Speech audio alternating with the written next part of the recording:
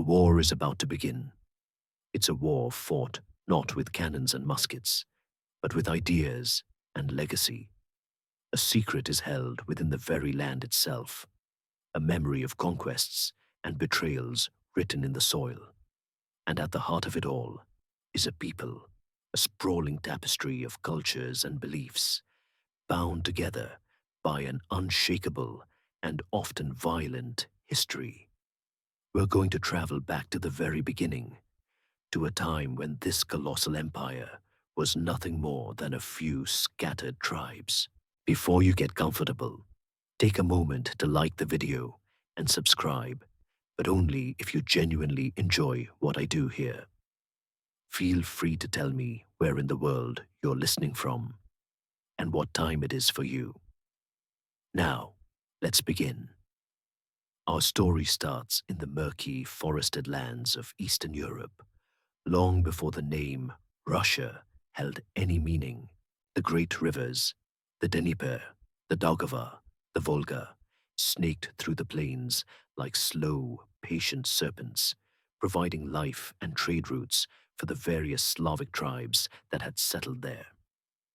These were not a unified people, but a mosaic of small, independent clans. The Polyanians by the Dnieper, the Drevlians in the north, and a host of others whose names are lost to time, all living in a rhythm dictated by the seasons and the demands of their pagan gods. They were farmers and hunters, building their wooden strongholds and bartering for furs and honey. It was a life of simple, raw survival, and it was about to be irrevocably changed. The catalyst for this change arrived not from the land, but from the water. Around the 9th century, a new group of people, the Varangians, who were essentially Vikings from Scandinavia, began to travel south along these very rivers, seeking trade and, naturally, a bit of plunder. Their longships, with their distinctive dragon prows, must have been a terrifying sight, gliding through the mists. These Norsemen were not just raiders, however. They were also shrewd merchants and, ultimately, ambitious rulers. According to the foundational historical text, the primary chronicle, the Slavic tribes, tired of their constant squabbling, actually invited a Varangian chieftain named Rurik to come and rule over them. This is a moment in history that scholars still argue whether it was a genuine invitation or a romanticized account to legitimize the new foreign rule. Either way, Rurik established himself in the town of Novgorod, and his dynasty, the Rurikids, would go on to rule for over 700 years. It was his successor, Oleg, who would make the decisive move. He journeyed south, conquering Kiev and making it the new capital of a unified state he called Kievan Rus. This was the first true Russia, a loose confederation of principalities bound by a single ruling family and a shared trade network that stretched from the Baltic Sea to the Black Sea. The golden age of Kievan Rus was a fascinating blend of cultures. The Slavic majority lived alongside their Varangian overlords, and soon Greek and Byzantine influences began to flow in from the south. This was most evident in the pivotal year of 988, when Prince Vladimir the Great, after supposedly considering Judaism and Islam, chose to convert Kievan Rus to Orthodox Christianity. He wasn't exactly a devout man before this. He'd reportedly set up statues of pagan gods and was known for his many wives and concubines. But he understood the strategic and unifying power of a single faith. He had all the statues of the old gods toppled and sent his people to be baptized in the Dnieper River. Suddenly, the land was filled with the sound of church bells, and Byzantine architects began to construct magnificent cathedrals in Kiev, mimicking the grand structures of Constantinople. For a while, Kievan Rus was a powerful and respected kingdom in Europe, with dynastic marriages tying its rulers to the royal families of France, Hungary, and Sweden. But remember how this was a loose confederation. Well, that was its ultimate undoing. As the Rurikid dynasty grew and branched out, the princes began to fight among themselves for control of Kiev and other major cities. They were like a bickering family, arguing over who gets the comfy armchair at Thanksgiving. Except their arguments involved armies and a lot more bloodshed. This internal strife weakened the state, just as a new, more terrifying threat was gathering on the eastern steppes. In the 13th century, a storm of horseback warriors, led by the Mongol general Batu Khan, swept across the land. The disunited Kievan Rus' principalities stood no chance. One by one, their cities were sacked and burned, with Kiev falling in 1240. The Mongols, or the Tatars, as they were often called by the Russians, didn't directly rule the land. Instead, they established a system of tribute, making the Russian princes their vassals. For over 2 centuries, the Russian people were under the Mongol yoke. The center of power shifted away from the devastated Kiev to a small, isolated principality in the north, a town that seemed unimportant at the time, but would one day come to dominate the entire region: Moscow. The princes of Moscow proved to be particularly good at cooperating with their Mongol overlords. They were masters of a very simple and very effective strategy: paying a lot of tribute and betraying their rivals to the Mongols to curry favor. This allowed them to slowly, patiently accumulate power and land while their rivals were punished. By the end of this period, the Grand Principality of Muscovy was the strongest Russian state, and its princes had their eyes on something bigger than just survival. They wanted to be the masters of all Russian lands, and they were willing to wait for the perfect moment to throw off the chains of the Mongol yoke forever. As the 15th century dawned, a new kind of ruler emerged from the shadows of Muscovy, a man who would not be content with merely being a vassal. His name was Ivan III, but history would remember him as Ivan the Great. He was a man of quiet ambition, patient and calculating, with a gaze that seemed to see not just the present, but a distant, grand future.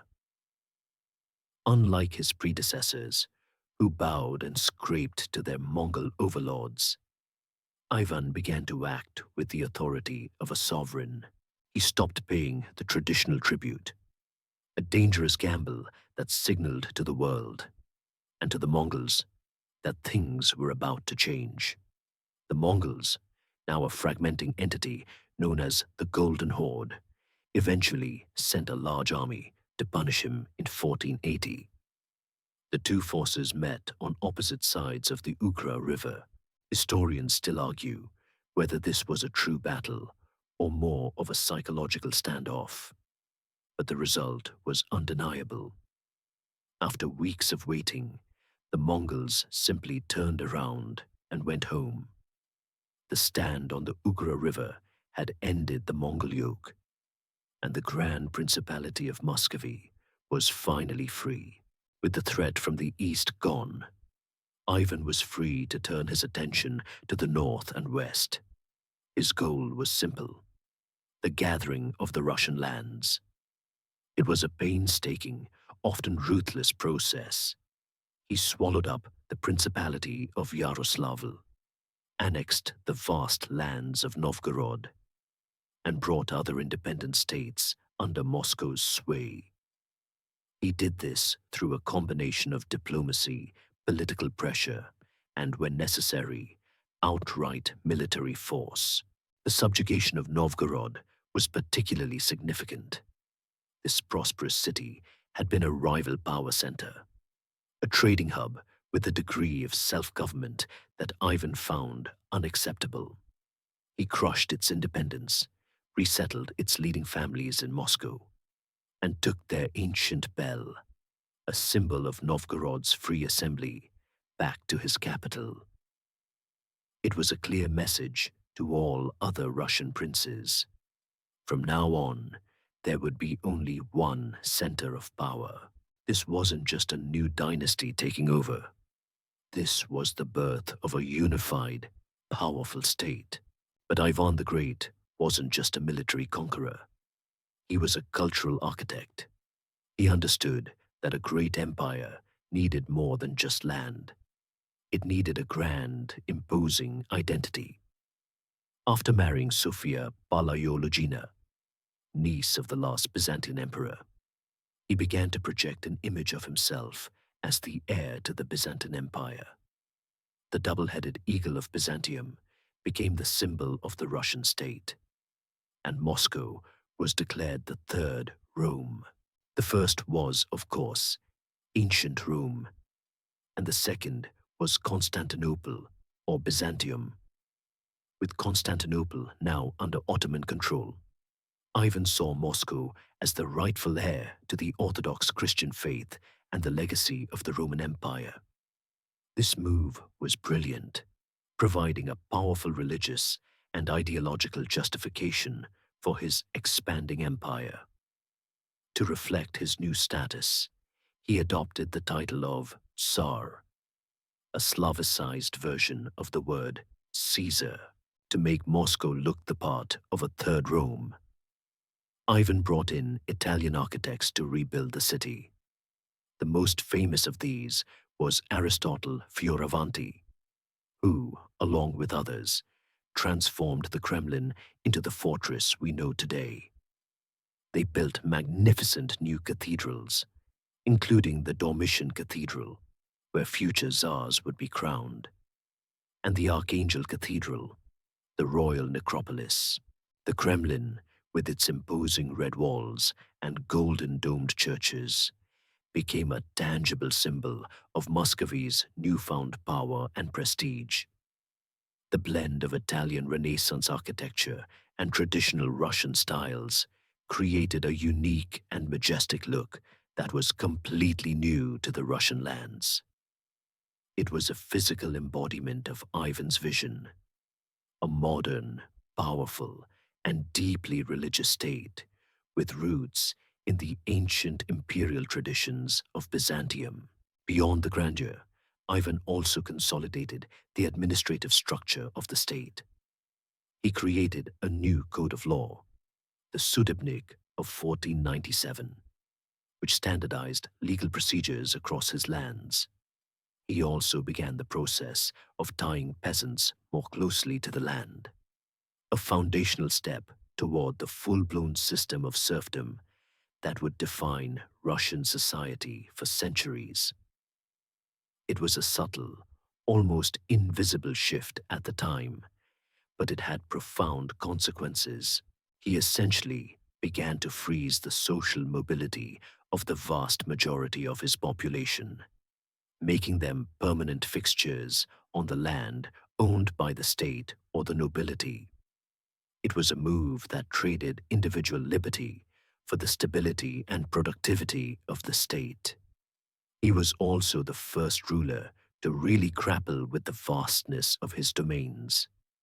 He appointed governors to his newly conquered territories, but he was always careful to keep them on a short leash, ensuring their loyalty to Moscow.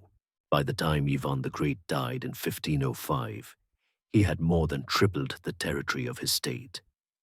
He had established a new ruling class, a new legal system, and most importantly, a new identity for the Russian state.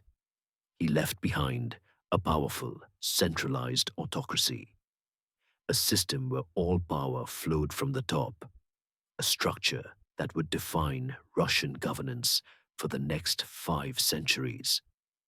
His grandson, Ivan III, would inherit this system and take it to new, terrifying heights. But for now, the groundwork had been laid. The Grand Principality of Muscovy had become the Tsardom of Russia, a nascent empire on the edge of Europe and Asia, brimming with potential and perhaps a certain amount of latent cruelty. The sleepy, forested land of the Slavs had been awakened by a new kind of power, and it was a power that would not be content to merely exist. It would seek to dominate, and so the story continues, carrying us forward from the calculating pragmatism of Ivan the Great into the terrifying and complex world of his grandson, Ivan IV. Born in 1530, Ivan's childhood was anything but peaceful.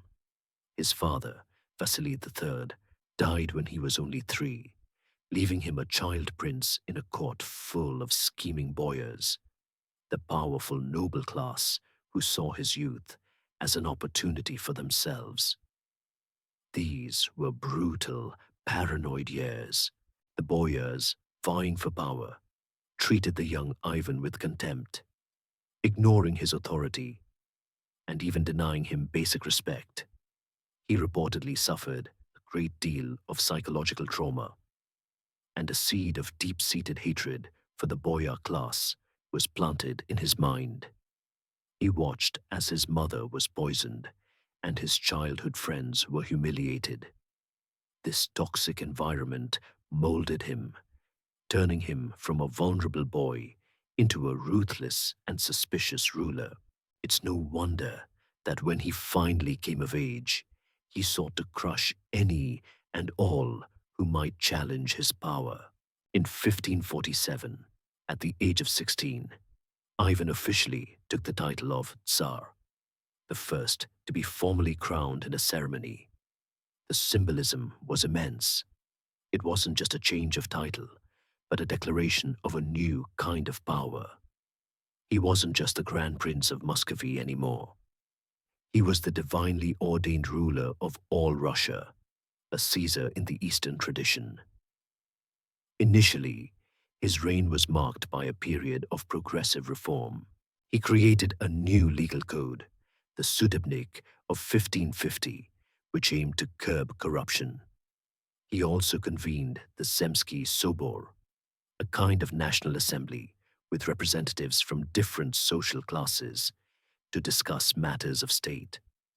He reorganized the military and conquered the Khanates of Kazan and Astrakhan, which were remnants of the Golden Horde. These victories were significant, not just for the territorial expansion they provided, but also for their symbolic value. It was a final, triumphant end to the long history of Mongol domination.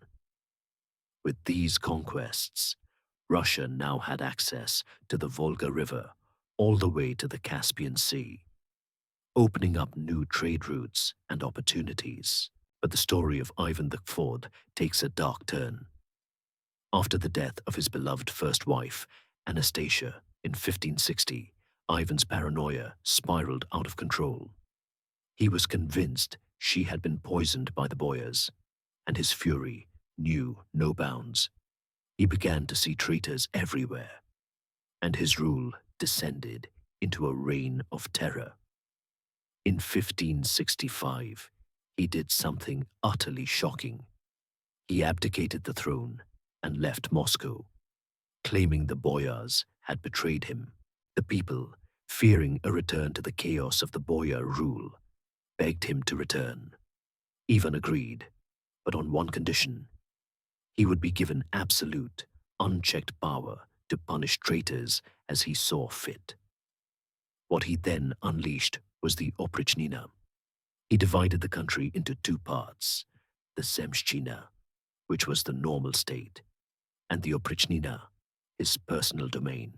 The Oprichnina was a state within a state, a shadow government where Ivan ruled with a group of loyal, black-clad enforcers called the Oprichniki.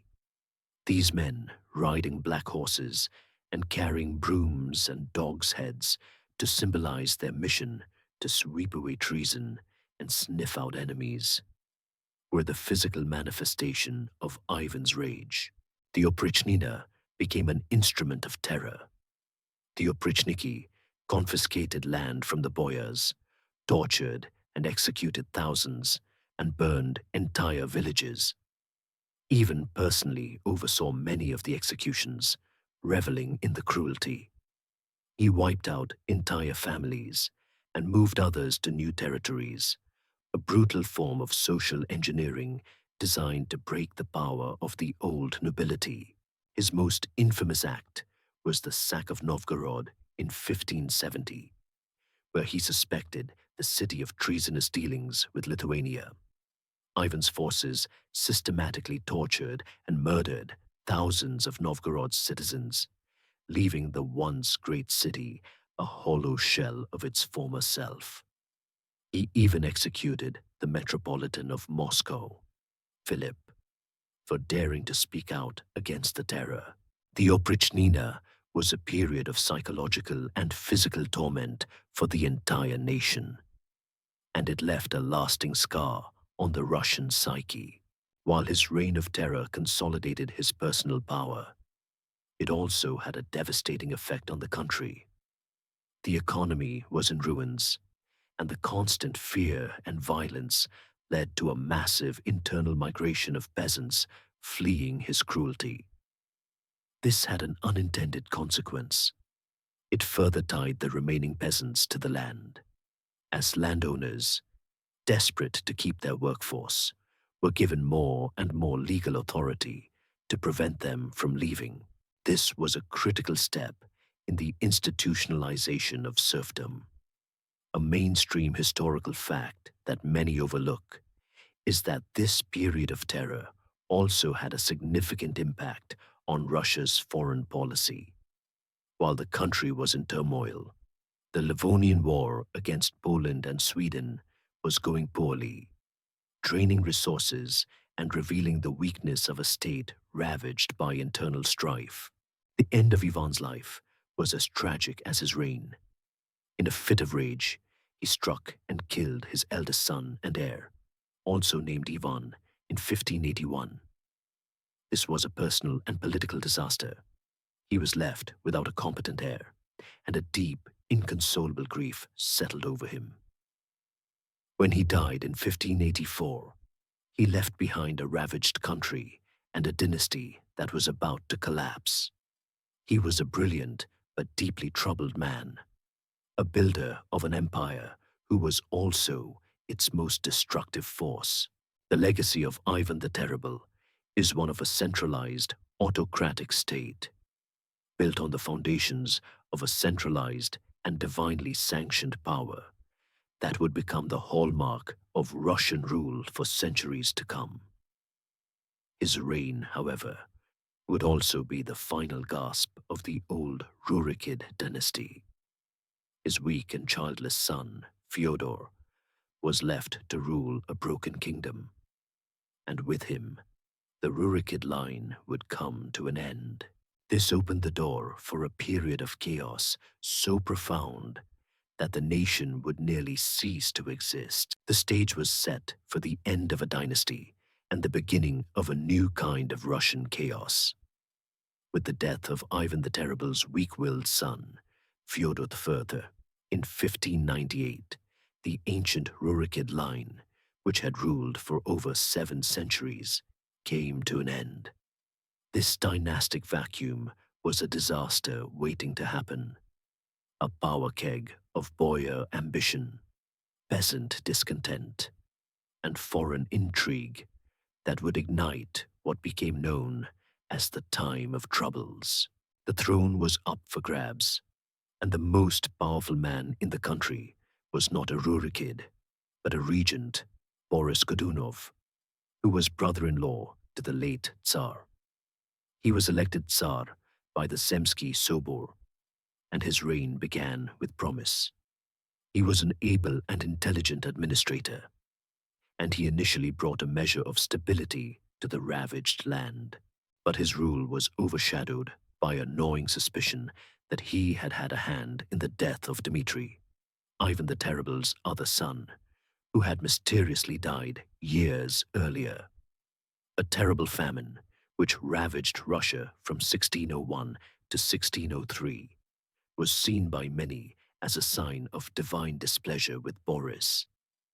This suspicion, fueled by rumors and a deep-seated mistrust of the newly crowned Tsar, created the perfect conditions for a pretender to emerge, and emerge he did. In 1603, a man claiming to be the Tsarevich Dmitri, who was presumed dead, appeared in Poland. This false Dmitri was a charismatic, if enigmatic figure who gathered a motley army of Polish adventurers, Cossacks, and discontented Russian nobles. He marched on Moscow, and as he gained support, Boris Godunov's position became untenable. Boris died suddenly in 1605, and the false Dmitri swept into Moscow, hailed as the rightful heir. His reign was short and disastrous. He was seen as a pawn of the Polish gentry, and his strange Western customs, like shaving his beard and wearing Polish clothes, alienated the deeply traditional Muscovite boyars and the Orthodox Church. In a brutal coup, the boyars overthrew and killed him in 1606, marking the beginning of an even deeper spiral of civil war and foreign intervention. The time of troubles wasn't just about one pretender. It was a chaotic, multi-sided conflict. Another false Dmitri appeared, and then a third. The Polish-Lithuanian Commonwealth, seeing an opportunity to expand its influence and territory, invaded Russia. They even occupied the Kremlin, a national humiliation that would fuel Russian nationalism for centuries. Sweden also entered the fray, carving out territory in the north. The Russian state seemed on the verge of total collapse. The peasants, pushed to the brink by famine and the constant warfare, rose up in numerous revolts. It was a period of near total anarchy. The boyars, unable to agree on a ruler from their own ranks, turned to the foreigners, inviting the Polish Prince Władysław to be Tsar, on the condition that he convert to Orthodoxy.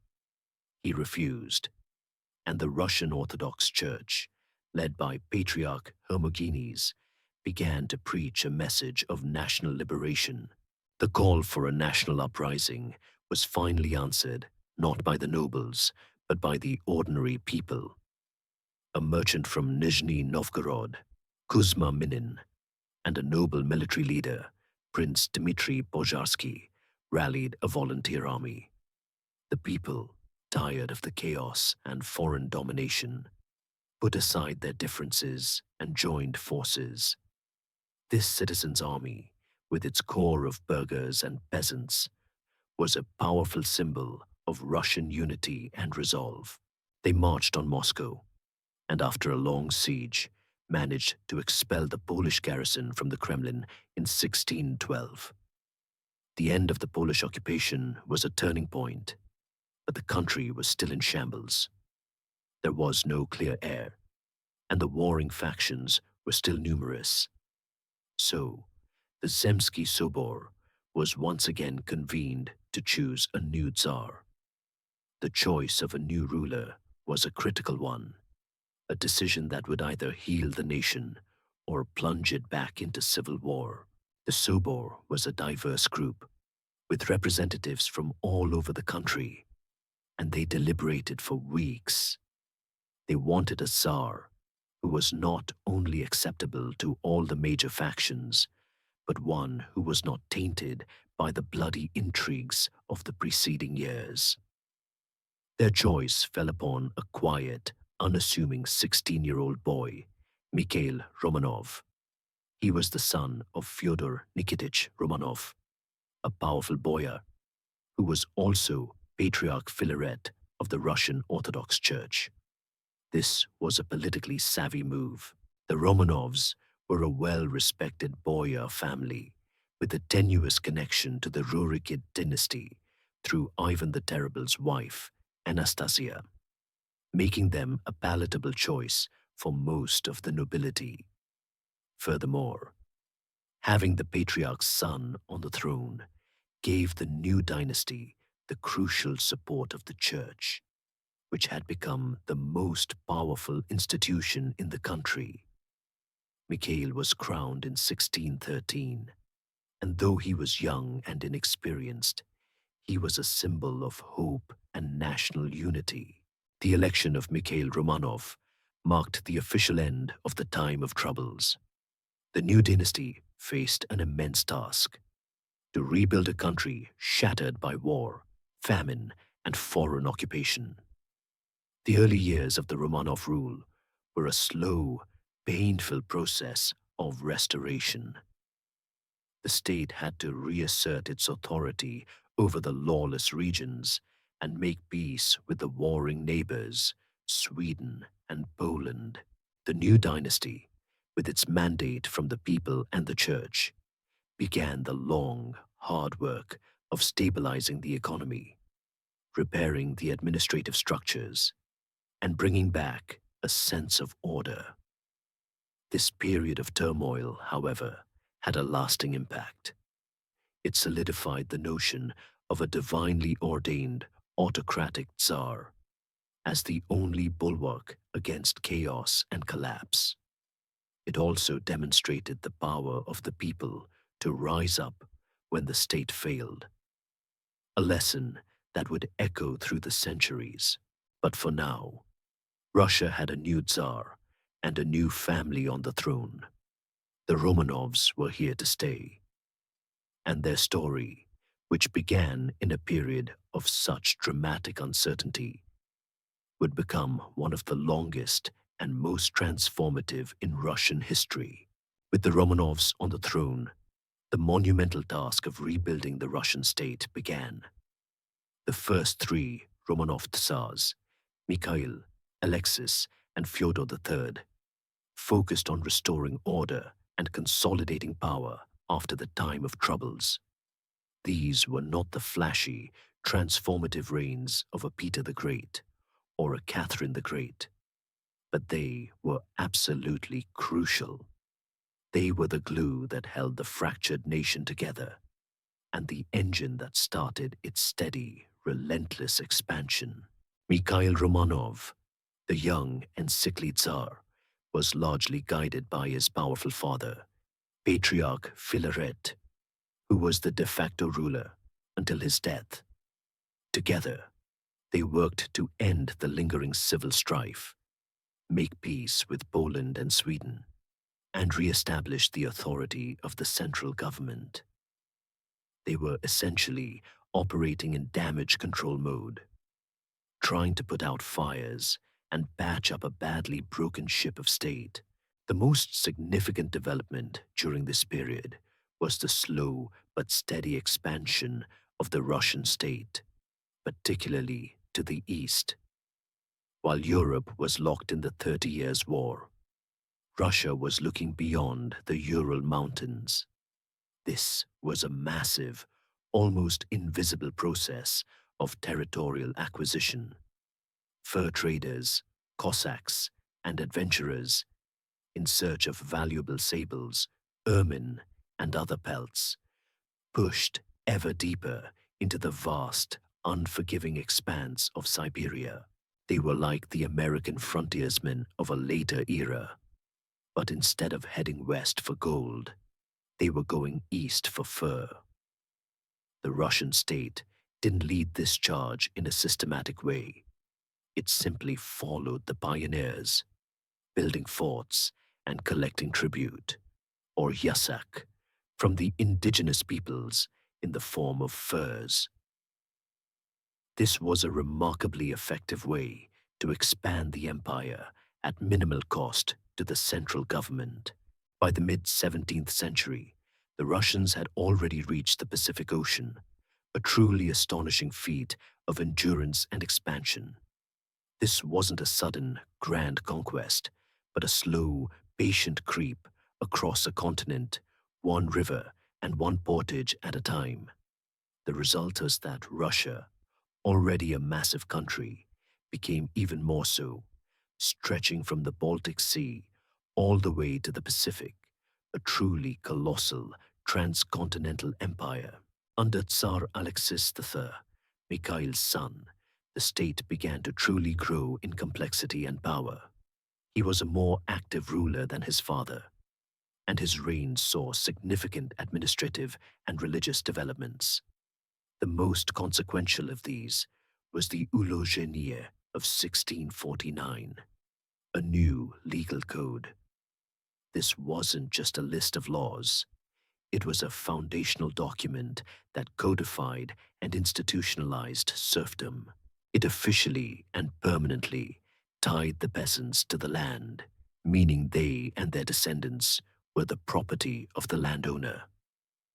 They couldn't leave, they couldn't get married without permission, and they could be bought and sold. It was, for all intents and purposes, a system of chattel slavery. Historians still argue whether the Ulozhenie of 1649 was a response to the growing peasant unrest or a cynical power grab by the nobility. But the outcome was the same. It locked millions of people into a life of bondage and created a rigid, hierarchical social structure that would remain in place until the 19th century. It was an act of profound social engineering, solidifying the power of the landowning elite at the expense of the vast majority of the population. Another major event of Alexis's reign was the religious schism, or raskol. The Russian Orthodox Church, which had been a bulwark of the state, was in need of reform. Patriarch Nikon, with the support of the Tsar, initiated changes to bring Russian rituals and liturgical texts in line with those of the Greek Orthodox Church. This seems like a minor thing, right? Like arguing over whether to use a fork or a spoon. But to the deeply traditional Russians, who saw their rituals as a source of national identity and spiritual purity, these changes were seen as a betrayal. A large group of people, the old believers, refused to accept the reforms. They were excommunicated and persecuted, but they refused to bend, clinging to their old faith in the face of immense pressure. This schism created a lasting divide within Russian society and demonstrated the deep-seated resistance to change, a theme that would be repeated again and again throughout Russian history. While Russia was busy solidifying its internal structure and expanding east, it was also engaging in complex diplomatic and military struggles with its neighbors.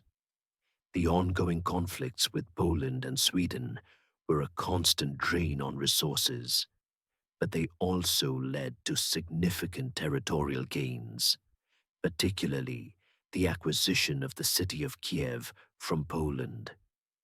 This was a massive victory, both strategically and symbolically, as Kiev was the ancient heart of the first Russian state.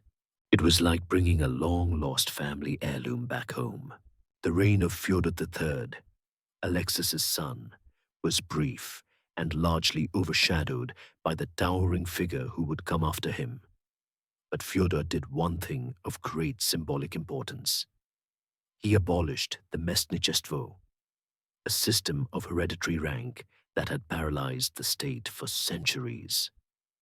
Under Местничество, a noble's position in the military or government was determined not by merit, but by the rank of their ancestors.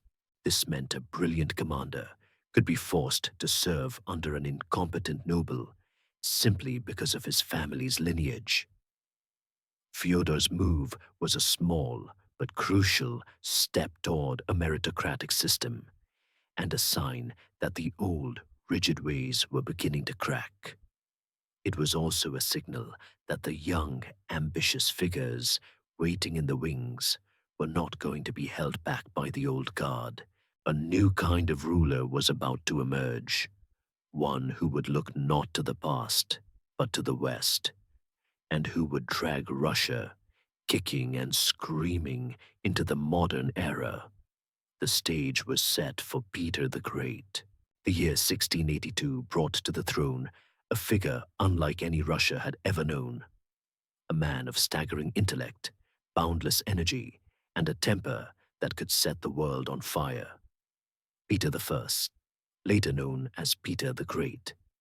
He was a tall, imposing man, nearly 7 feet tall, with a curious mix of charisma and brute force. His childhood was marked by a power struggle with his half-sister, Sophia, and his half-brother, Ivan V. He eventually came to power fully in the 1696 after Ivan's death, and he immediately set his sights not on the past, but on the future. He looked at the vast but backward empire he inherited and saw a land that was centuries behind Western Europe. He saw a society shackled by tradition, a military that was a disorganized rabble, and an economy based on agriculture rather than trade and industry. He was determined to change all of it, and he was not going to ask politely. Peter's most famous and defining act was his Grand Embassy of 1697-1698. He traveled incognito, or at least he tried to, through Western Europe, visiting countries like the Netherlands, England, and Prussia. He wasn't there for a vacation. He was there to learn. He worked as a ship's carpenter, studied metallurgy, observed parliaments, and soaked up every piece of technical and military knowledge he could. He was a man with a singular, obsessive focus, and he returned to Russia with a mind bursting with ideas and a notebook full of plans. He was convinced that Russia's future lay not in its ancient traditions, but in a radical transformation along Western lines. When he got back, he wasted no time in implementing his vision. He started by literally cutting off the past. He forced his courtiers to shave their long beards, a symbol of Russian identity and piety, and adopt Western clothing. He imposed a beard tax on those who refused, a policy that seems a bit silly now, but was a deeply symbolic and shocking move at the time. Peter's reforms were a whirlwind of activity, affecting every aspect of Russian life. He reorganized the army and created a navy from scratch, something Russia had never had before. He knew that to compete with the great powers of Europe, Russia needed access to the sea. This was the driving force behind the Great Northern War, a long and brutal conflict with Sweden, the dominant power in the Baltic at the time. This war, which lasted from 1700 to 1721, was a massive struggle for control of the Baltic Sea and a test of Peter's new army and navy. He suffered a humiliating defeat at the Battle of Narva in 1700, but he was a stubborn man. He went back to the drawing board, melted down church bells for cannons, and rebuilt his army stronger than before. The decisive victory came at the Battle of Poltava in 1709, where his forces completely routed the Swedish army. With Sweden defeated, Russia emerged as the new dominant power in the Baltic. Peter's most enduring legacy is the city he founded. In 1703, on a marshy Swedish-controlled swamp on the Neva River, he began to build a new capital from scratch. He called it St. Petersburg. It was a monumental undertaking, a city built on the bones of tens of thousands of serfs and forced laborers who died from disease and exhaustion.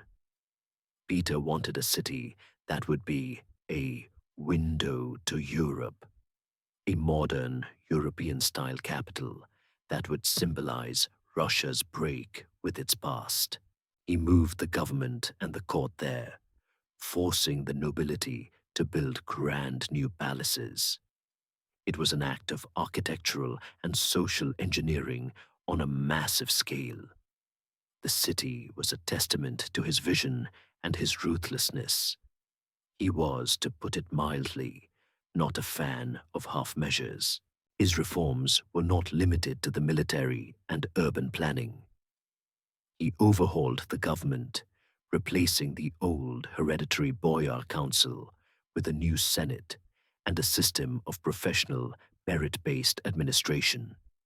He also reorganized the Orthodox Church, placing it under the direct control of the state with the creation of the Holy Synod. This was a classic move of an absolute monarch. Centralize power and bring all institutions under your control. He also promoted education and science, sending young Russians abroad to study and establishing schools and academies at home. He wanted a new, more rational Russia, one based on reason and expertise rather than on the whims of tradition. A mainstream historical fact is that Peter the Great's reforms were not universally loved. The old believers, who had already rebelled against earlier reforms, saw Peter as the Antichrist. The nobility resented being forced to serve the state, and the peasants groaned under the heavy burden of new taxes and forced labor. Peter's reign was a time of immense progress, but it was also a period of immense social upheaval and suffering. He died in 1725, leaving behind a vastly different country than the one he inherited. He had transformed Russia from a backward kingdom into a modern empire and a major European power. But he also left behind a succession crisis and a question that would plague Russia for centuries. How could a country balance its unique identity and traditions with the need for modernization and reform? The death of Peter the Great in 1725 plunged Russia into a period of chaos and intrigue that came to be known as the Age of Palace Revolutions. Peter had left no clear successor, having executed his own son, Alexei, and then, at the last moment, dying before he could name a new heir.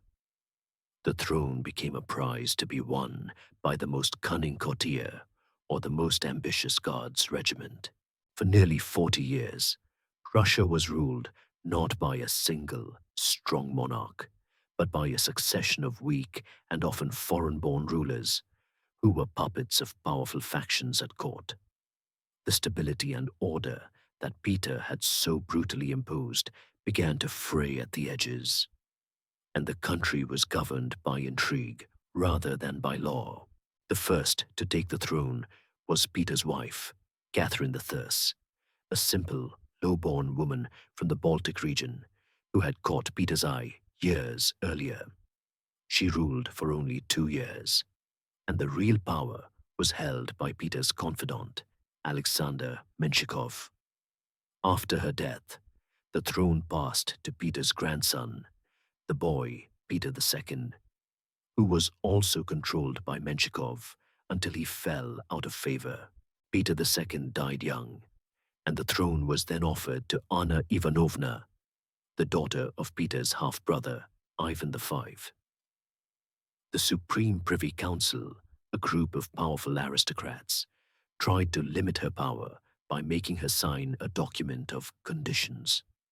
She initially agreed, but then, with the support of the guards and the lesser nobility, tore up the document and reasserted her absolute autocratic power. This was a classic moment in Russian history, demonstrating that the old aristocratic families, the boyars of a past era, could not hope to contain the power of the absolute monarchy Peter had created. Anna's reign was largely dominated by German courtiers and advisors, a fact that grated on the Russian nobility.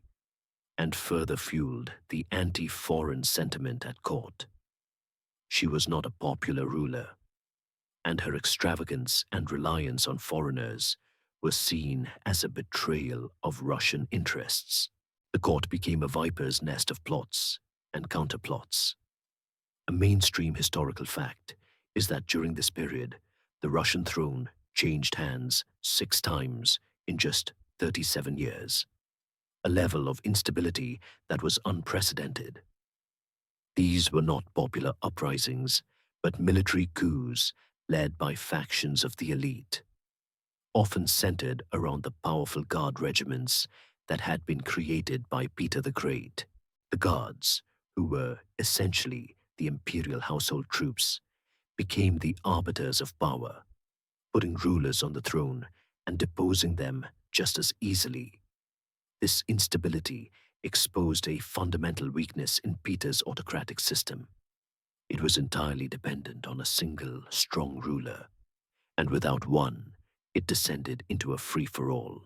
One of the more interesting and perhaps absurd figures to come to power was Empress Elizabeth, the daughter of Peter the Great. She was a vivacious, fashion-obsessed woman who was pushed to the throne in a coup in 1741, overthrowing the unpopular regent Anna Leopoldovna and her infant son, Ivan VI. Elizabeth's reign was a mix of things. She continued Peter the Great's westernizing policies, but with a more flamboyant, less brutal style.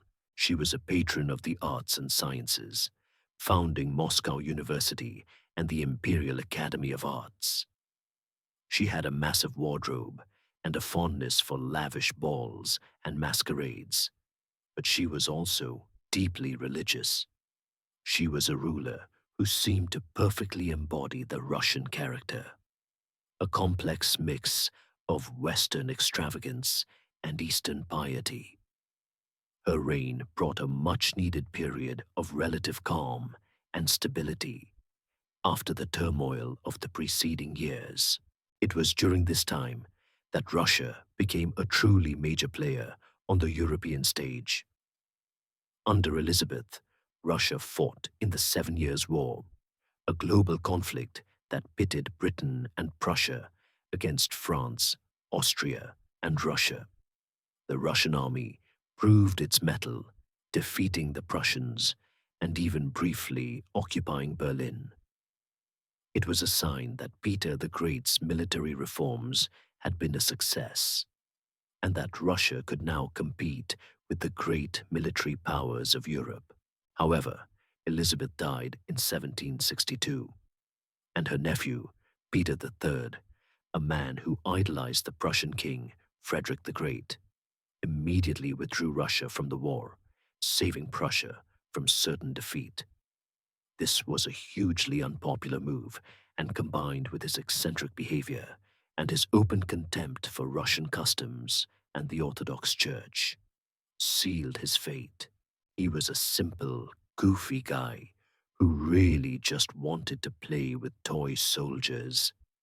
But his lack of political skill and his profound unpopularity made him easy pickings.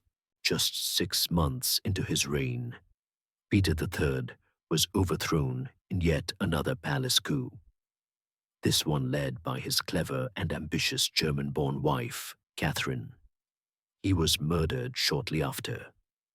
His wife, who had spent years in the Russian court, learning the language and embracing the Orthodox faith, was a far more astute political operator. With the support of the same guard regiments that had deposed her husband, she seized the throne for herself. She would go on to rule for over 30 years and would become one of the most remarkable monarchs in Russian history. The age of palace revolutions had come to a dramatic and bloody close, and Russia was about to enter a new, brilliant, and equally complex era. The Russian Empire was no longer just a collection of lands, but a force to be reckoned with, and the woman who would now lead it had the intellect and the will to take it to new heights. And so we enter the dazzling, complex, and often contradictory reign of Catherine the Great. Born a minor German princess named Sophie Friederike August, she arrived in Russia in 1745 to marry the heir to the throne, the future Peter III.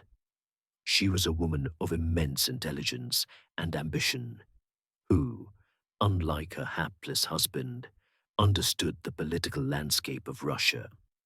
She converted to Orthodoxy, learned the Russian language, and diligently studied the history and customs of her new home. She spent her years in the Russian court as an outsider, watching, learning, and making powerful friends. When she seized the throne in 1762, she did so with a level of cunning and political savvy that would define her entire reign. She ruled for 34 years and would become one of the most successful and influential monarchs of the 18th century, a living embodiment of what was known as enlightened absolutism. Catherine was a true product of the Enlightenment.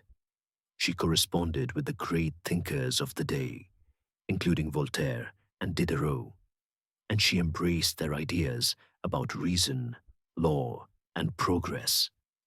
She genuinely believed in the power of education and the importance of a just society. Her most ambitious project was the nakaz, or instruction, a document she wrote for a legislative commission she convened to codify Russian law.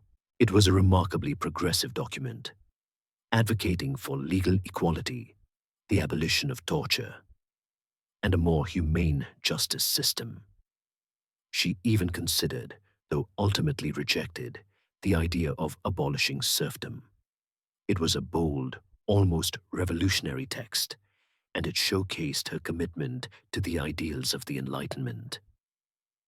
But this was also the great paradox of her reign.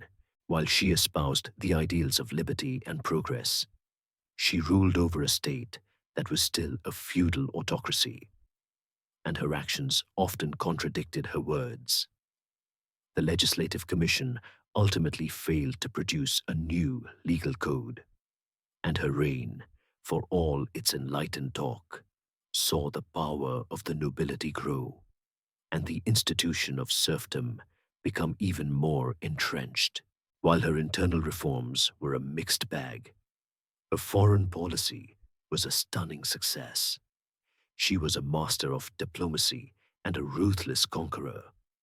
Her main goal was to expand the Russian Empire to the south and west, and she did this with spectacular results.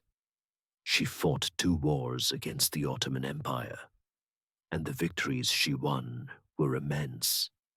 Russia gained a secure foothold on the Black Sea and annexed the Crimean Peninsula. This gave Russia a warm water port, something Peter the Great had so desperately sought. Russia now controlled trade routes that flowed from the heart of the empire to the Mediterranean Sea. Historians still argue whether Catherine's annexation of Crimea was a strategic necessity or a moment of naked aggression. But the result was undeniable. It cemented Russia's place as a dominant power in Eastern Europe. Catherine's conquests were not limited to the south. She also took part in the partitions of Poland. Poland-Lithuania, a vast but weak state, was a constant source of friction for its neighbors. In a series of 3 agreements, Russia, Prussia, and Austria carved up Poland among themselves until it ceased to exist as an independent country. Russia's share was the largest, and it brought millions of new people and vast new territories under Russian rule. By the time of her death, Catherine had added an incredible 200,000 square miles to the Russian Empire. This was a mainstream historical fact that dramatically changed the map of Europe. She was a conqueror on a scale not seen since Peter the Great. and her territorial gains cemented Russia's status as a continental superpower. But the reality on the ground was far from enlightened. The vast majority of the population, the serfs, lived in a state of abject poverty and bondage. In 1773, a Cossack named Yemelyan Pugachev, claiming to be the deceased Peter III, led a massive peasant revolt. The uprising, known as Pugachev's Rebellion, was the largest peasant revolt in Russian history. It was a brutal, bloody conflict that shook the foundations of Catherine's rule. It took a massive military campaign to put down, and in the aftermath, Catherine, terrified by the scale of the uprising, abandoned many of her liberal ideas and became a much more conservative and repressive ruler. The paradox of her reign had come to a head. She could talk about liberty, but she could not and would not give it to her people. She died in 1796, leaving behind a vastly expanded empire, a more centralized and efficient administration, and a legacy that is still debated today. She was a woman of contradictions, an enlightened monarch who ruled a feudal state, a woman who corresponded with philosophers while crushing a peasant revolt. She was a ruthless autocrat and a patron of the arts, a clever politician and a brilliant diplomat. She had taken Peter the Great's legacy and expanded upon it, making Russia a cultural and political force to be reckoned with. But the deep-seated problems of serfdom, autocracy, and social inequality remained, and her son, Paul, would inherit a throne that was both more powerful and more unstable than ever. Catherine the Great's death in 1796 brought her son, Paul III, to the throne, and with him, a very different kind of reign began. Paul had spent his life in the shadow of his brilliant and domineering mother, and he had come to resent her and her pro-nobility policies. He was a deeply eccentric man, a rigid and unpredictable micromanager who was obsessed with military drills, parades, and a certain kind of Prussian formality. He was a far cry from the enlightened, worldly ruler his mother had been. He immediately set about undoing her legacy, reversing many of her liberal reforms, and re-centralizing power in the hands of the monarch. He sought to impose order and discipline on a state that he saw as having become too lax and corrupted by foreign influences. He was, to put it mildly, not a people person, and his paranoia and erratic behavior made him a lot of enemies. Paul's reign was a mix of genuinely beneficial, if often unpopular, reforms and outright tyranny. He introduced a new succession law, the Pauline Law, which established primogeniture, ensuring that the throne would pass to the eldest male heir. This was a crucial move to prevent the kind of succession crises that had plagued Russia for decades, and it was a surprisingly sensible piece of legislation from an otherwise erratic ruler. He also tried to limit the power of the nobility, an act that won him no friends in the upper echelons of society. He reduced the corvée, or forced labor of the serfs, to 3 days a week, a small but significant gesture toward the plight of the peasants. These were policies that were designed to rein in the nobility and assert the absolute power of the Tsar. Unfortunately, he also did things like exile people for wearing round hats instead of cocked hats, and for riding a certain way in their carriages, which made him seem less like a reformer and more like a crazy person. His foreign policy was just as erratic as his domestic policy. He was a deeply anti-French monarch, and he initially allied with Austria and Great Britain against revolutionary France. Russia fought bravely, and the great general Alexander Suvorov led a stunning campaign through the Alps, a feat of military genius that brought him international fame. But Paul, ever the unpredictable one, suddenly switched sides, making a deal with Napoleon and joining a coalition against Great Britain. This alliance was a disaster for Russian trade and a source of immense frustration for the nobility, who relied on trade with England. It was also seen as a betrayal of their allies, and it was the final straw for the court and the army. The general sentiment was that Paul had become a danger to the state. His paranoia had reached new heights. He had imprisoned his own son, Alexander, under house arrest and had planned to arrest his wife, a classic move of a monarch who had gone off the deep end. In 1801, a conspiracy of disgruntled officers, nobles, and even some members of the royal family decided that he had to go. They broke into his bedroom and, in a brutal, bloody scene, strangled him to death. It was the last of the palace coups in Russian history, and it brought to the throne his son, Alexander III.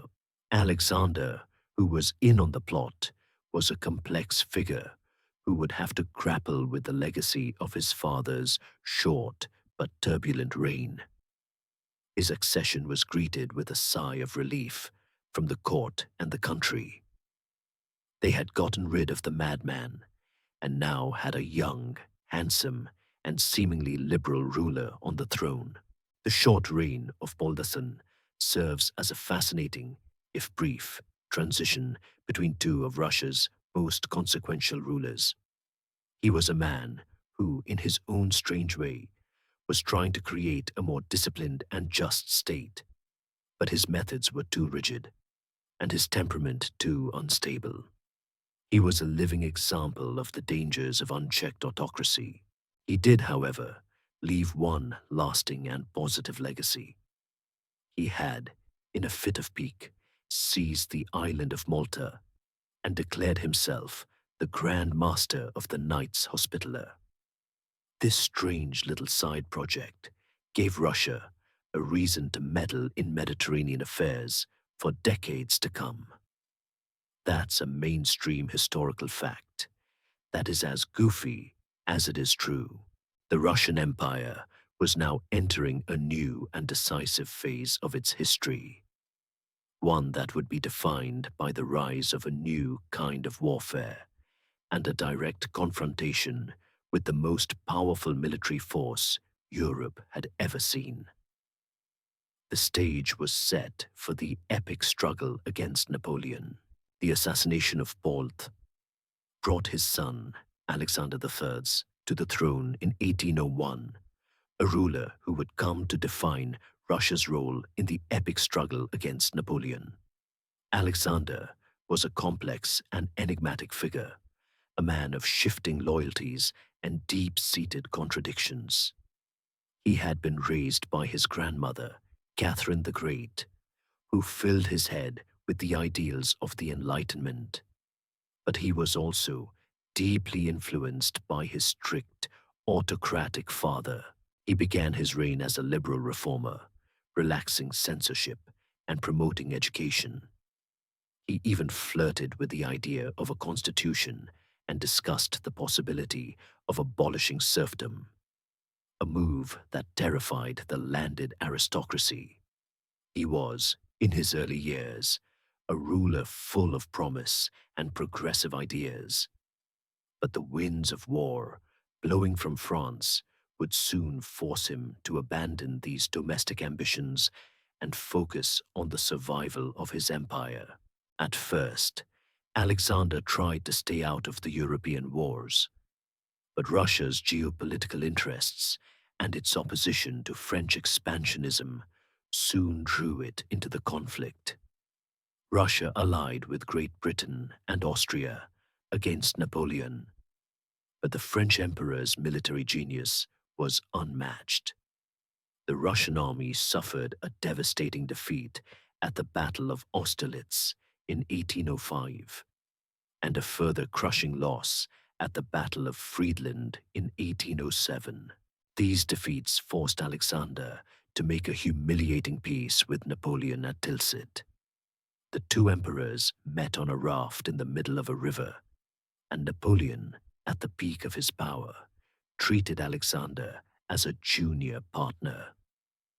The Treaty of Tilsit was a low point for Russian prestige, forcing Russia to join Napoleon's continental system, which was designed to cripple British trade.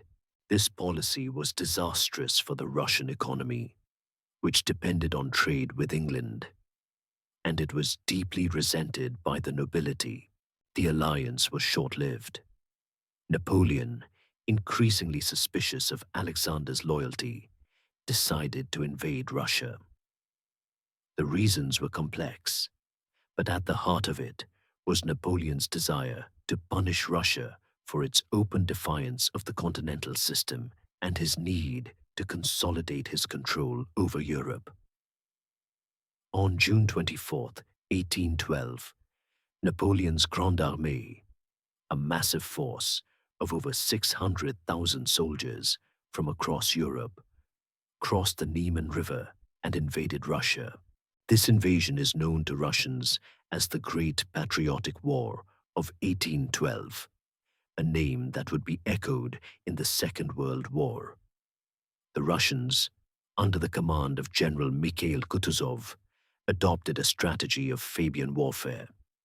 They would avoid a decisive battle, retreat, and scorch the earth behind them, leaving nothing for the French army to live on. They burned crops, poisoned wells, and abandoned towns and villages. The Russian landscape became their greatest weapon. Napoleon, desperate for a decisive victory, pursued the retreating Russian army all the way to Moscow.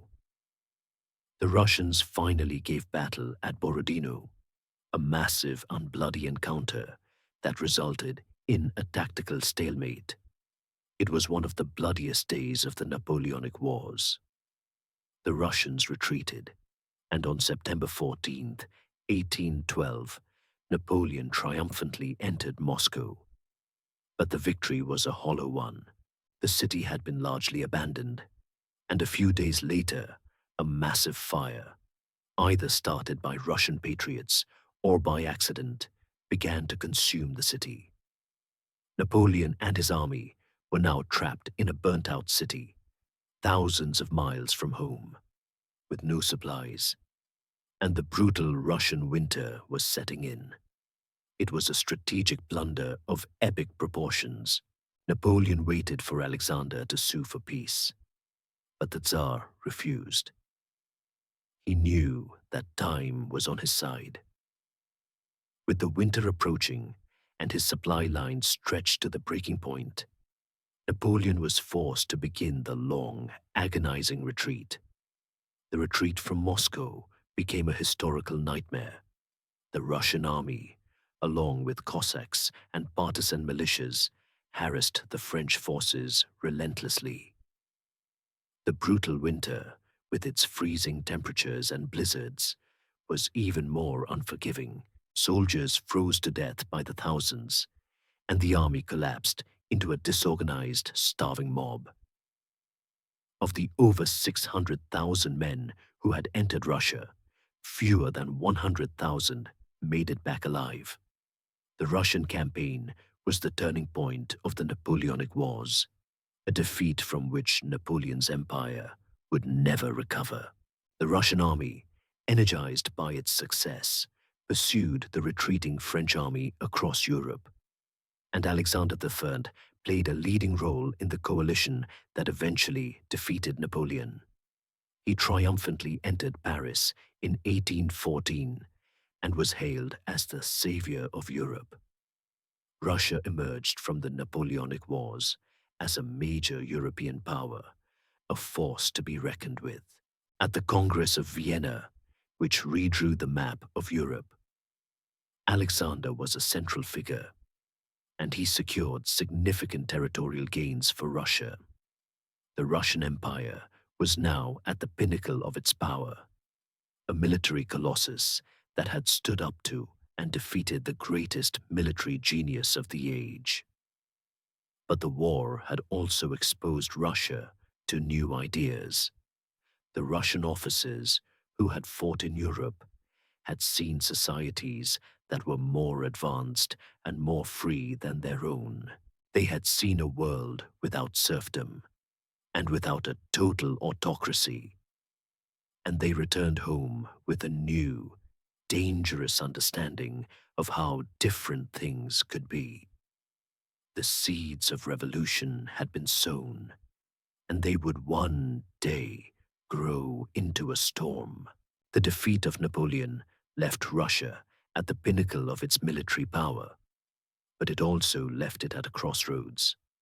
The young officers who had fought across Europe had seen a world vastly different from their own, a world with a vibrant civil society, a free press, and a government that, at least in some places, was accountable to its people. They returned to Russia full of new ideas, and they saw a country mired in serfdom and autocracy, a system that suddenly seemed backward and unjust. Alexander I, the man who had been hailed as a liberator, was a man in decline. He grew increasingly mystical and withdrawn, losing his initial interest in liberal reform. The opportunity for change was slipping away, and a group of young, frustrated officers decided they would take matters into their own hands. On December 14th, 1825, after Alexander III's sudden death, the Decembrist revolt occurred. It was a planned military coup, a group of officers who wanted to install a constitutional monarchy, abolish serfdom, and create a more modern, liberal state. They gathered their troops in Senate Square in St. Petersburg. But the rebellion was poorly planned and uncoordinated. They stood in the freezing cold for hours, waiting for a leader to arrive, while Nicholas III, Alexander's younger brother, who was to be the new Tsar, gathered his loyalist troops. The rebels were eventually fired upon with cannon fire, and the rebellion was brutally crushed. The leaders were arrested, executed, or sent to Siberian exile. This was a critical moment in Russian history, and historians still argue whether the Decembrist revolt was a naive, failed rebellion or a genuine harbinger of a new kind of political consciousness. The Decembrist revolt had a profound effect on the new Tsar, Nicholas III. He was a man who was deeply shaken by the events, and he saw them as a sign of the dangers of liberalism and Western influence. He was a deeply conservative man who believed in the triad of autocracy, orthodoxy, and nationality as the only way to hold Russia together. He was not a flashy reformer, but a rigid, disciplinarian ruler who sought to solidify the power of the state and suppress any hint of dissent. He established the notorious Third Section, a secret police force that was tasked with rooting out political subversion and intellectual rebellion. It was a time of strict censorship, political repression, and intense surveillance. The Russian Empire was now a police state, and Nicholas I was its chief warden. Under Nicholas III, Russia became known as the gendarme of Europe, a force for conservatism and a bulwark against the liberal revolutions that were sweeping the continent. He sent Russian troops to suppress the Polish uprising of 1830 and the Hungarian Revolution of 1848. He was a man who believed in a fixed social order and was deeply suspicious of change. He did, however, oversee a period of significant industrialization, particularly in the production of textiles and sugar, and the expansion of the Russian railway system. This was a mainstream historical fact that showed that even the most conservative of rulers could not stop the march of progress. But this progress was not matched by social or political reform, and the gap between Russia and the rest of Europe was widening. The institution of serfdom, which had been a point of contention for decades, was now a serious economic and social liability. The final act of Nicholas III's reign was the Crimean War from 1853-1856. The war was fought against an alliance of France, Great Britain, and the Ottoman Empire, and it was a complete disaster for Russia. The war was fought over Russian expansionism into the Balkans and the Holy Land, but the result was a humiliation. The Russian army was revealed to be a backward, poorly equipped force, and the Russian navy was easily defeated. The war exposed the deep-seated problems of the Russian state: a lack of infrastructure, a corrupt and inefficient bureaucracy, and a profound technological gap between Russia and its Western rivals. The war was fought in the Black Sea and the Crimean Peninsula, and the famous charge of the Light Brigade took place during this conflict. The loss was a brutal wake-up call for the Russian Empire. Nicholas had died in 1855, in the middle of the war, a broken and defeated man. He had spent his life trying to hold back the tide of history, but his rigid conservatism had left Russia weaker and more isolated than ever. He left behind a country that was technologically and militarily inferior, and an institution of serfdom that was an economic and moral albatross. His son, Alexander II, would have to pick up the pieces and face the monumental task of dragging Russia into the modern era. The stage was set for a period of radical change, a moment of profound transformation that would forever alter the course of Russian history. The death of Nicholas I and the humiliating defeat in the Crimean War left Russia reeling, and the new Tsar, Alexander II, was faced with an undeniable truth. The system his father had so rigidly defended was a catastrophic failure. Russia's military and economic backwardness was painfully obvious to everyone, and the institution of serfdom, which kept the vast majority of the population in bondage, was seen as both a moral stain and a profound economic liability. Alexander II was not a liberal by nature, but he was a pragmatist, and he understood that without radical change, Russia would never be able to compete with the modern powers of Europe. His reign would become known as the era of the Great Reforms, a period of breathtaking social and political change. The centerpiece of these reforms, and the one that would define Alexander's legacy, was the emancipation of the serfs in 1861.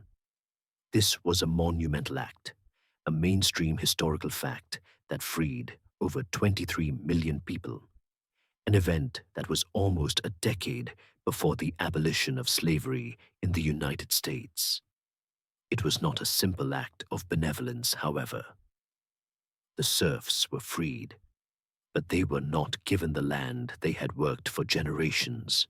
The land was bought from the landowners, and the peasants had to pay off their share of the debt in a long, drawn-out process known as redemption payments. This was a system that was designed to protect the interests of the nobility, and it left many peasants in a state of debt and economic hardship. The reform was a step forward, but it was also a flawed and deeply disappointing one for the millions of people who had been waiting for true freedom.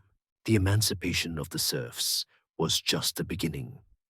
The government understood that this massive social change required a new legal and administrative framework to support it. Alexander II's government introduced a series of other reforms that were just as transformative. They created the Zemstvos, a system of local government councils that had the power to manage local affairs like schools, hospitals, and roads. This was a revolutionary move, as it introduced an element of self-government into the autocratic system. They also reformed the judiciary, creating an independent legal system with trial by jury and a professional bar. This was a radical break from the old, corrupt system of secret trials and administrative punishment. These reforms were a genuine attempt to modernize the Russian state and bring it more in line with the legal systems of Western Europe. Alexander II also reformed the military, reducing the length of compulsory service and modernizing the army's structure and training. He relaxed censorship, allowing for a new flowering of intellectual and literary life, and he promoted education, allowing for the creation of new universities and schools. These were all profound changes, and they were met with a mix of excitement and apprehension. For the first time in centuries, the Russian people had a taste of freedom, and the old, rigid social structure was beginning to crack. But the reforms were not enough for some. The slow pace of change and the lingering problems of serfdom created a new generation of radical revolutionaries who believed that only a total overthrow of the existing order could bring about true justice. They were a diverse group, from anarchists and socialists to nihilists and populists, and they began a campaign of political violence. They assassinated government officials and police chiefs, and their ultimate target was the Tsar himself. This was a dangerous time for the Russian state, as the very people who were trying to reform it were now under attack from those who believed reform was not enough. Historians still argue whether the great reforms were a genuine attempt to create a liberal society or a pragmatic move to save the autocracy from collapse. The truth is likely somewhere in the middle. Alexander II was a man who had to walk a very fine line between modernization and tradition. He had freed the serfs and introduced new democratic institutions, but he had not given up his autocratic power. He was a Tsar liberator, but he was still a Tsar. This paradox would ultimately cost him his life. In 1881, as he was on his way to sign a new constitution that would have created a legislative body and given the people more political power, he was assassinated by a radical group called the People's Will. His death marked the end of the era of great reforms and the beginning of a new, more repressive period in Russian history. The man who had liberated millions of people was killed by the very forces of radicalism that his reforms had, in a strange twist of fate, helped to create. The assassination of Alexander II in 1881, the Tsar Liberator, was a turning point. It brought to the throne his son, Alexander III, a man who had watched his father, the reformer, be blown apart by a bomb from the very forces his reforms had, in a twisted way, helped to create.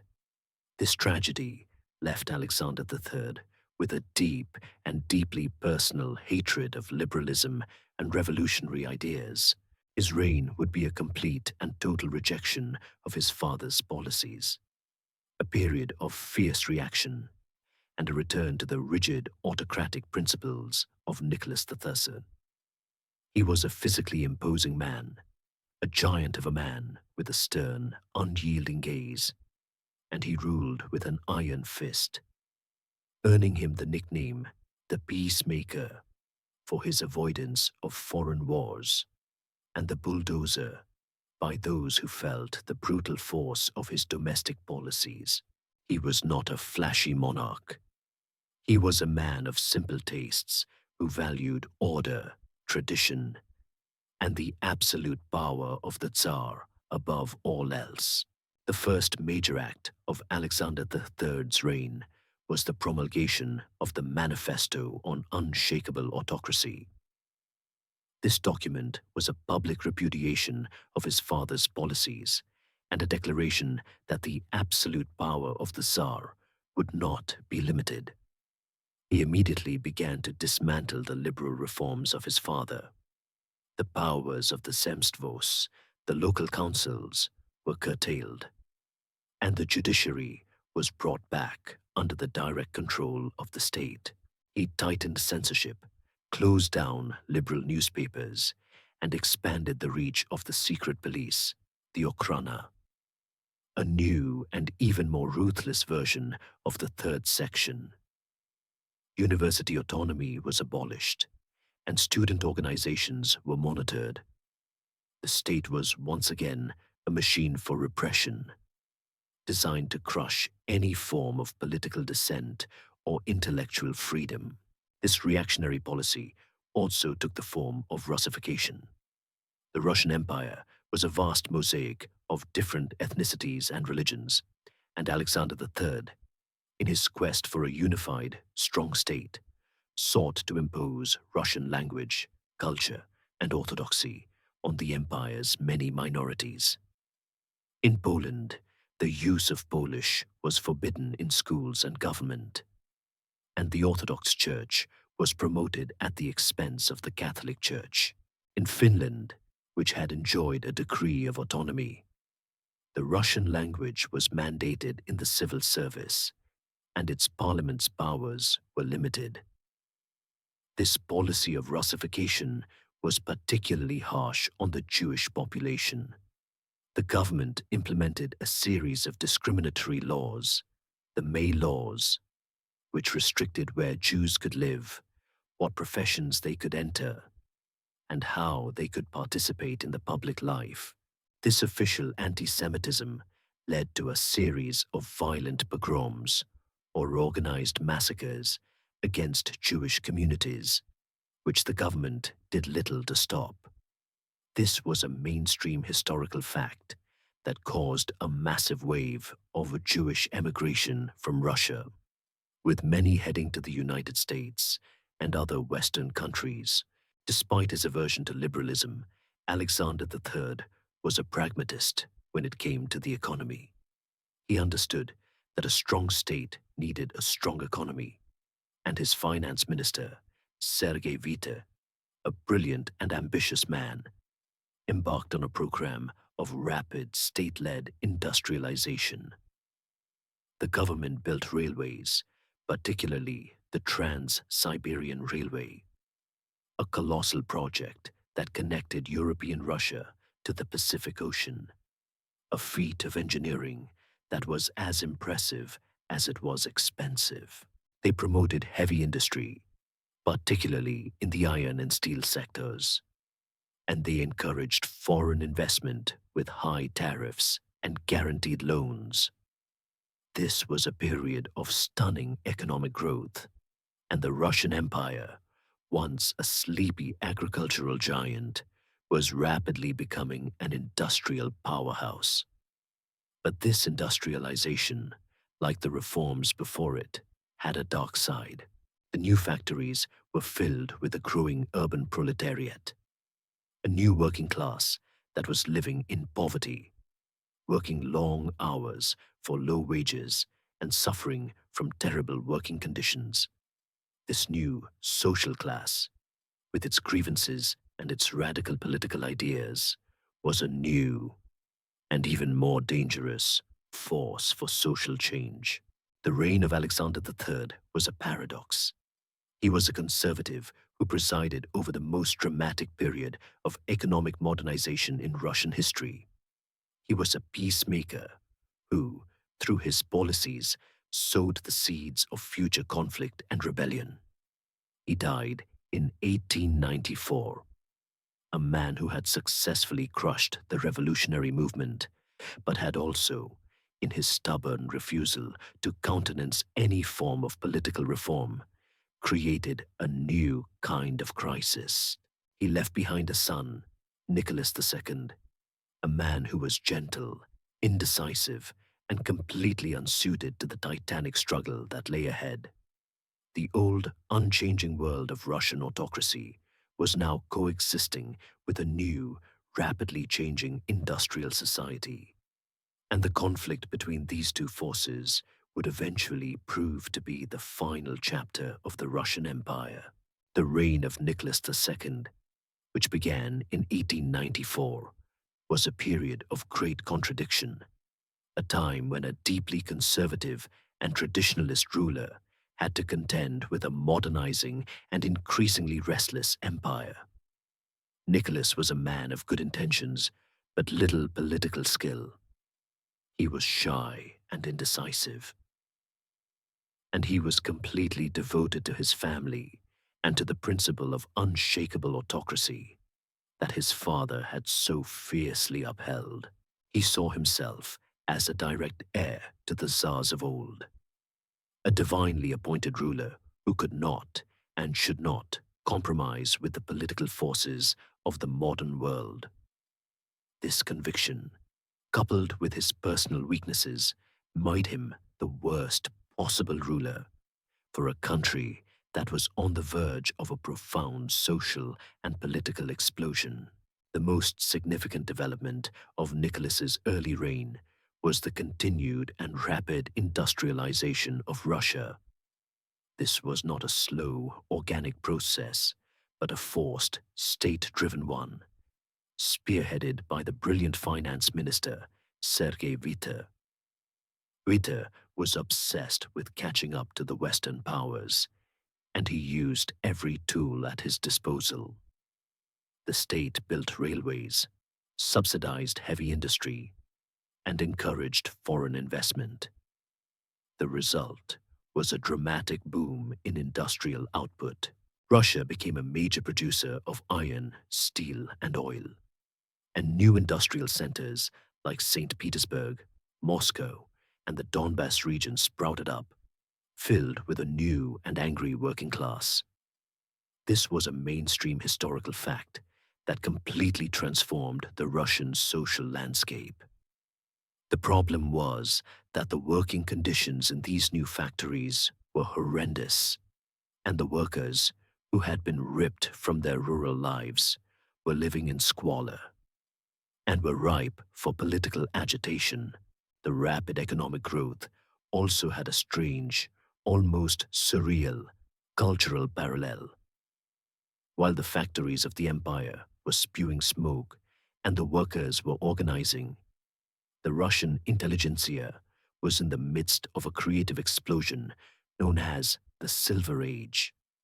It was a period of intense artistic and intellectual ferment, a time when poets, writers, and philosophers grappled with the soul of Russia and its place in the modern world.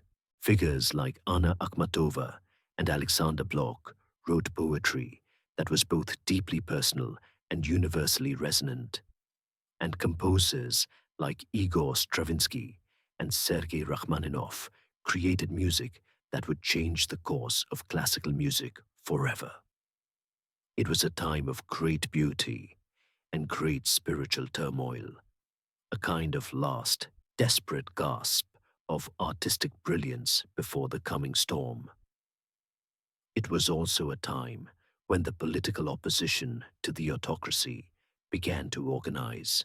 The old revolutionary groups were back, and they were joined by new political parties: the Constitutional Democrats, the Liberals, the Social Revolutionaries, the Populists, and the Social Democrats, the Marxists, which would later split into the Bolsheviks and the Mensheviks. Nicholas II's foreign policy was a mix of quiet expansionism and a surprising turn toward Asia. Russia, always looking for a warm water port, set its sights on the Far East. The Trans-Siberian Railway was a key part of this strategy, designed to solidify Russia's presence in the region. This expansion brought Russia into direct conflict with a new and ambitious power, Japan. The Japanese, who had also been rapidly modernizing, saw Russia's expansion into Korea and Manchuria as a direct threat to their interests. The result was the Russo-Japanese War of 1904-1905. The war was a complete and utter disaster for Russia. The Russian military, despite its size, was hampered by a lack of proper supply lines, incompetent leadership, and a profound underestimation of their enemy. The Japanese army and navy, which were modern and well-trained, repeatedly defeated the Russians on land and at sea. The most humiliating defeat was the Battle of Tsushima, where the Russian Baltic Fleet, which had sailed all the way around the world, was annihilated by the Japanese Navy in a single day. The defeat in the Russo-Japanese War was a shock to the Russian public. The war was deeply unpopular, and the loss exposed the profound incompetence of the government and the military. It was the final straw for a country that was already seething with discontent. The economic problems, the lack of political freedom, and the shame of a military defeat at the hands of a non-European power all came to a head. Nicholas II's reign, which had begun with a quiet promise of stability, was now facing a profound crisis. The stage was set for the first major revolution of the 20th century. The empire was not just on the verge of collapse. It was already beginning to crumble from within. The Tsar, however, was in deep denial. He believed that the people loved him, and that the problems were a result of foreign interference and a few bad actors. He had no idea that the ground beneath his feet was about to give way, and that a small, seemingly insignificant event would be the catalyst for the storm. The defeat in the Russo-Japanese War was a national humiliation, but it was just the spark that lit a powder keg of social and economic discontent. The year 1905 began with a sense of unease, and it exploded on January 22nd, a day that would forever be known as Bloody Sunday. Thousands of peaceful, unarmed workers, led by a priest named Father Gapon, marched to the Winter Palace in St. Petersburg to present a petition to the Tsar. They were asking for basic things: an 8-hour workday, better wages, and an end to the war. They believed that their little father, the Tsar, would listen to them. They were wrong. Nicholas II was not in the palace, and the troops, panicking, opened fire on the crowd. Hundreds were killed or wounded. The massacre was a turning point. The people's faith in the Tsar was shattered forever. The myth of the Tsar as a benevolent ruler who would protect his people was dead. The bond between ruler and subject, which had been the cornerstone of Russian autocracy for centuries, was irrevocably broken. Bloody Sunday ignited a wave of strikes, protests, and peasant revolts across the country. It was a nationwide revolution, a massive, spontaneous uprising that the government was completely unprepared for. Workers in the cities went on strike. Peasants burned down manor houses, and soldiers mutinied. In a desperate attempt to restore order, Nicholas II, on the advice of his chief minister, Sergei Witte, issued the October Manifesto. This document was a huge concession. It promised to grant basic civil liberties, including freedom of speech, assembly, and conscience, and, most importantly, it promised to create a legislative body, the Duma, which would have to approve all laws. It was a step toward a constitutional monarchy, a grudging and painful compromise for a man who believed in absolute autocracy. The October Manifesto did its job. It split the opposition. The liberals and the moderates were satisfied with the promise of a constitution, and the revolution began to lose steam. But the radicals, particularly the socialists, saw the manifesto as a cynical trick and continued to fight. The government, now with the support of the moderates, was able to brutally suppress the remaining pockets of rebellion. The army was brought in, and there were mass arrests, executions, and the suppression of strikes. The revolution was over, but it was a quiet, uneasy peace. Nicholas II, who had been forced to compromise, was not happy about it. He immediately began to chip away at the powers of the Duma. He issued the fundamental laws of 1906, which essentially reasserted his autocratic power and reduced the Duma to a consultative body with limited legislative authority. It was a classic move of an autocratic ruler, giving up power with one hand while taking it back with the other. The first two Dumas were too radical for the Tsar, and he dissolved them both. He then changed the electoral laws to favor the wealthy and the landowning classes, ensuring that the third and fourth Dumas would be more compliant. This was a mainstream historical fact that showed how unwilling the Tsar was to genuinely share power. Russia was now a constitutional monarchy in name only. The Tsar still held the reins of power, and he was not going to let them go. Despite the political repression, this period, from 1906 to 1914, was one of relative stability and economic growth. Prime Minister Pyotr Stolypin, a man of fierce resolve and a brilliant mind, embarked on a program of agricultural and economic reform. He believed that the key to stability was a strong, prosperous peasantry, and he pushed for a policy that would allow peasants to leave the commune, the milieu, and own their own private land. The goal was to create a class of independent, conservative peasant farmers who would be a bulwark against revolution. He also cracked down on revolutionary groups with a ruthless efficiency, using military courts to try and execute revolutionaries. His reforms were a genuine attempt to create a new, modern, and stable Russia, and they were beginning to show some success. But Stolypin had enemies on both sides. The radicals hated him for his repression, and the conservatives hated him for his reforms. He was assassinated in 1911 while attending a play in Kiev. A victim of both the revolutionary forces he had fought so hard to crush and the conservative forces who were threatened by his vision of a new Russia. With Stolypin's death, the window of opportunity for reform slammed shut.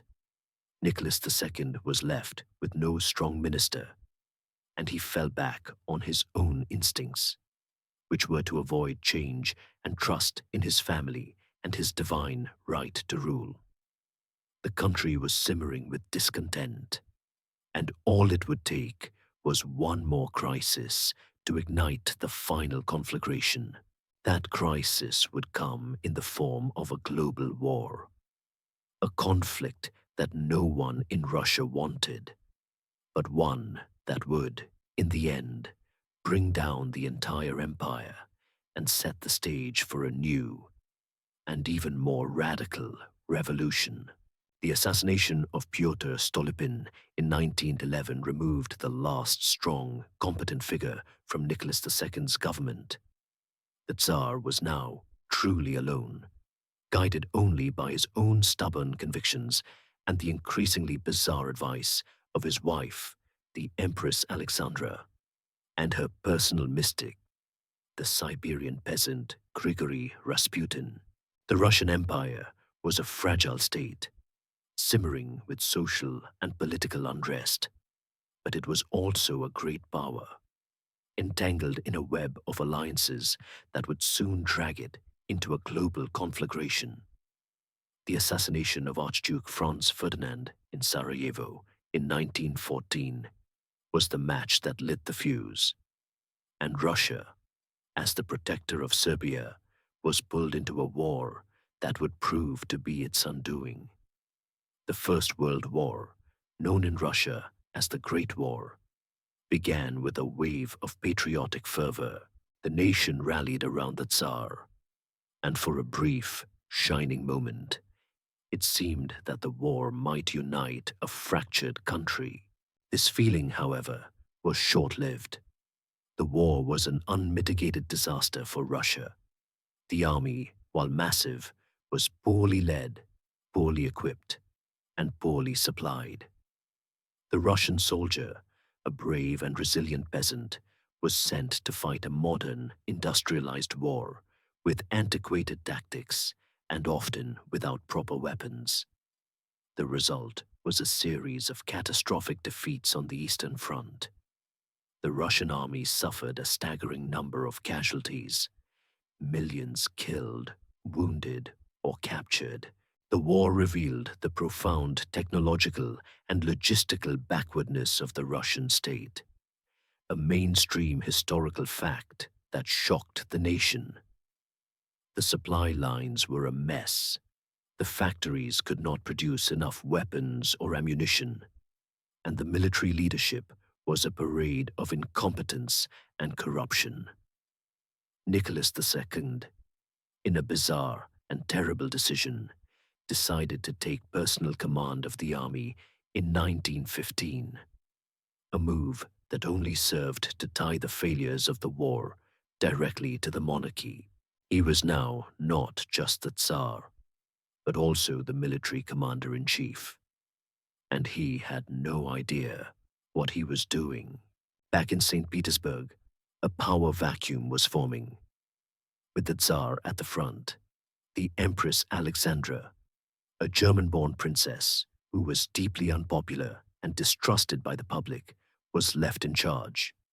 She, in turn, was under the complete influence of Grigory Rasputin, a charismatic and mysterious holy man who claimed to have healing powers. He had won the Empress's trust by seemingly helping to alleviate her son Alexei's hemophilia, and he used this influence to meddle in government affairs, appointing and dismissing ministers at will. The public was outraged by this arrangement. A peasant, a man of such low birth and questionable reputation, was ruling Russia from behind the scenes. The aristocracy, the military, and the public were all disgusted, and a group of nobles, including a relative of the Tsar, decided to take matters into their own hands. In December 1916, they assassinated Rasputin, a desperate and futile act that was meant to save the monarchy. But it was too little, too late. The damage had already been done. The war had brought the Russian economy to its knees. The war effort, with its immense costs, had led to a collapse of the transportation system, which, in turn, led to food shortages in the cities. Inflation soared, and the urban workers, who had been working long hours for low wages to begin with, were now facing the specter of starvation. The peasants, who had been promised land in a previous reform, were now being conscripted into the army and dying on the front, and their families at home were struggling to survive. The government was seen as corrupt, incompetent, and out of touch. The Tsar, at the front, was oblivious to the suffering of his people, and the Empress, in the capital, was seen as a German sympathizer. The entire system was on the verge of collapse. The political opposition, which had been brutally repressed, was now beginning to stir again. The Duma, which had been relegated to a powerless role, was now demanding a new, responsible government that could manage the war effort and address the people's suffering. The Tsar refused to listen. He believed that any concession would lead to the end of his divine right to rule, and he was not willing to compromise. The stage was set for the final act of the Russian Empire. The war, which was meant to unite the nation, had in fact brought all of its deep-seated problems to the surface. The incompetence of the autocracy, the profound social inequality, and the deep-seated resentment of the people. The storm clouds of revolution were gathering, and this time, the Tsar would not be able to stop them. The final, fatal breakdown of the Russian Empire began not with a political conspiracy, but with a bread riot. By February 1917, the war had caused such immense hardship that the people in Petrograd, the new, more Russian-sounding name for St. Petersburg, were starving. On International Women's Day, a massive demonstration of women demanding bread and peace swelled through the streets. They were quickly joined by striking factory workers, and soon the entire city was engulfed in a general strike. The police were overwhelmed, and the Tsar, who was still at the front, ordered the military to put down the rebellion. But the soldiers, many of them tired, hungry, and sympathetic to the people's plight, refused. They mutinied, joining the protesters instead of firing on them. The unthinkable had happened. The very foundation of the autocracy, the loyalty of the army, had crumbled. In Petrograd, two competing power centers emerged from the chaos. The first was the Petrograd Soviet, a council of workers and soldiers' deputies that had been created spontaneously. It was a new kind of political institution, a direct representation of the popular will, and it was controlled by a wide range of socialist parties. The second was a committee of liberal members of the Duma, who were trying to form a new government. The two groups, representing the radical popular will and the more conservative political establishment, would become the two faces of the revolution, constantly vying for power and legitimacy. With the capital in open rebellion and the army refusing to obey his orders, Nicholas II's position was untenable. His generals and his last remaining advisors, seeing no other option, told him that he had to abdicate to save the country. On March 13, 1917, on a railway car in the city of Pskov, Nicholas II abdicated the throne for himself and his son, Alexei. He had ruled for 23 years, and his stubborn refusal to change had ultimately cost him his empire. The 300-year-old Romanov dynasty, which had begun in the chaos of the time of troubles, ended in the chaos of a global war and a revolution. The Duma Committee then formed a new government, the Provisional Government, led by Prince Georgy Lvov, and later by the charismatic socialist lawyer Alexander Kerensky. It was a government of liberals and moderate socialists who believed in a constitutional, democratic Russia. They immediately set about implementing a series of sweeping reforms. They granted civil liberties, announced a general amnesty for political prisoners, and promised to hold elections for a constituent assembly that would write a new constitution for the country. It was a heady, exciting time. The streets of Petrograd were filled with a jubilant populace, and for the first time in centuries, Russia was free. But the provisional government faced a series of immediate and overwhelming problems. The first was the war. They decided to continue fighting, believing that it was their duty to their allies. This was a fatal mistake. The people, who were tired of the war and starving, wanted peace, and the government's decision to continue the fighting was deeply unpopular. The second problem was the land question. The peasants, who had been waiting for land for generations, were tired of waiting. They began to seize land from the gentry, and the provisional government, which was dominated by the landowning classes, was unwilling to grant them the land they so desperately desired. The third and most critical problem was the dual power that existed between the provisional government and the Petrograd Soviet. The Soviet, which had the support of the workers and the soldiers, had immense power and could issue orders that directly contradicted the government. This situation was a classic case of too many cooks in the kitchen. The government was trying to run the country, but the Soviet was the one with real power on the ground. This meant that the provisional government was a government in name only. It was unable to solve the pressing problems of the day, and its support among the people began to evaporate. The moment of hope was fading, and a new, more radical force was about to arrive on the scene. A force that had a simple, powerful message that would resonate with the masses. The revolution had just begun, and the real struggle for the soul of Russia was about to start. The provisional government, with its promises of democracy and its continued commitment to the war, was a government out of sync with the needs of its people. Into this power vacuum stepped a figure who would change the course of Russian history. Vladimir Lenin.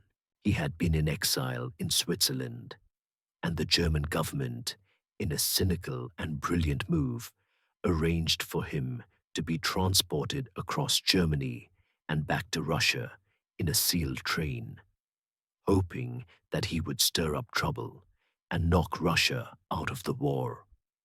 He arrived at the Finland station in Petrograd in April 1917, and his first speech was a call for peace, land, and bread, a message that resonated with the starving, war-weary population.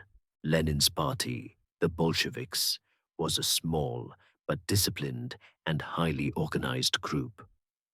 Unlike the other socialist parties, they were not interested in working with the provisional government or in a parliamentary democracy. They believed that a true revolution could only be achieved through a violent seizure of power by the proletariat or working class. They were, to put it simply, a professional revolutionary party. Lenin, with his brilliant mind and his unwavering sense of purpose, was a master propagandist. He understood that the people were not interested in abstract political theories. They were interested in a better life. He gave them a simple, powerful message. All power to the Soviets, an end to the war, and a redistribution of land to the peasants. The summer of 1917 was a period of increasing chaos and political instability. The provisional government, led by Alexander Kerensky, was losing control. The army was disintegrating, with soldiers deserting in droves and forming soldiers' committees. The peasants were seizing land, and the workers in the cities were forming armed militias. In July, a massive, spontaneous uprising of workers and soldiers took place in Petrograd. But the Bolsheviks, who were not yet ready to seize power, did not give the order to march on the government. The uprising was brutally suppressed, and Lenin, along with many other Bolshevik leaders, was forced into hiding. Kerensky's government, however, was unable to capitalize on its victory. It was still unable to solve the fundamental problems of the country, and its position was weakening by the day. The Bolsheviks, however, would get a second chance. In August, a conservative general named Lava Kornilov attempted a military coup, an effort to restore order and establish a military dictatorship. The provisional government, in a desperate move, had to turn to the Bolsheviks, who had the support of the armed workers and soldiers to defend the city. The Bolsheviks, in turn, used this opportunity to arm their followers and present themselves as the true defenders of the revolution. The coup failed, and the Bolsheviks, who had been on the ropes just a few weeks before, emerged from the crisis with new prestige and new weapons. By October, Lenin, who had been hiding in Finland, decided that the time was right. He secretly returned to Petrograd and convinced the Bolshevik Central Committee to prepare for an armed uprising.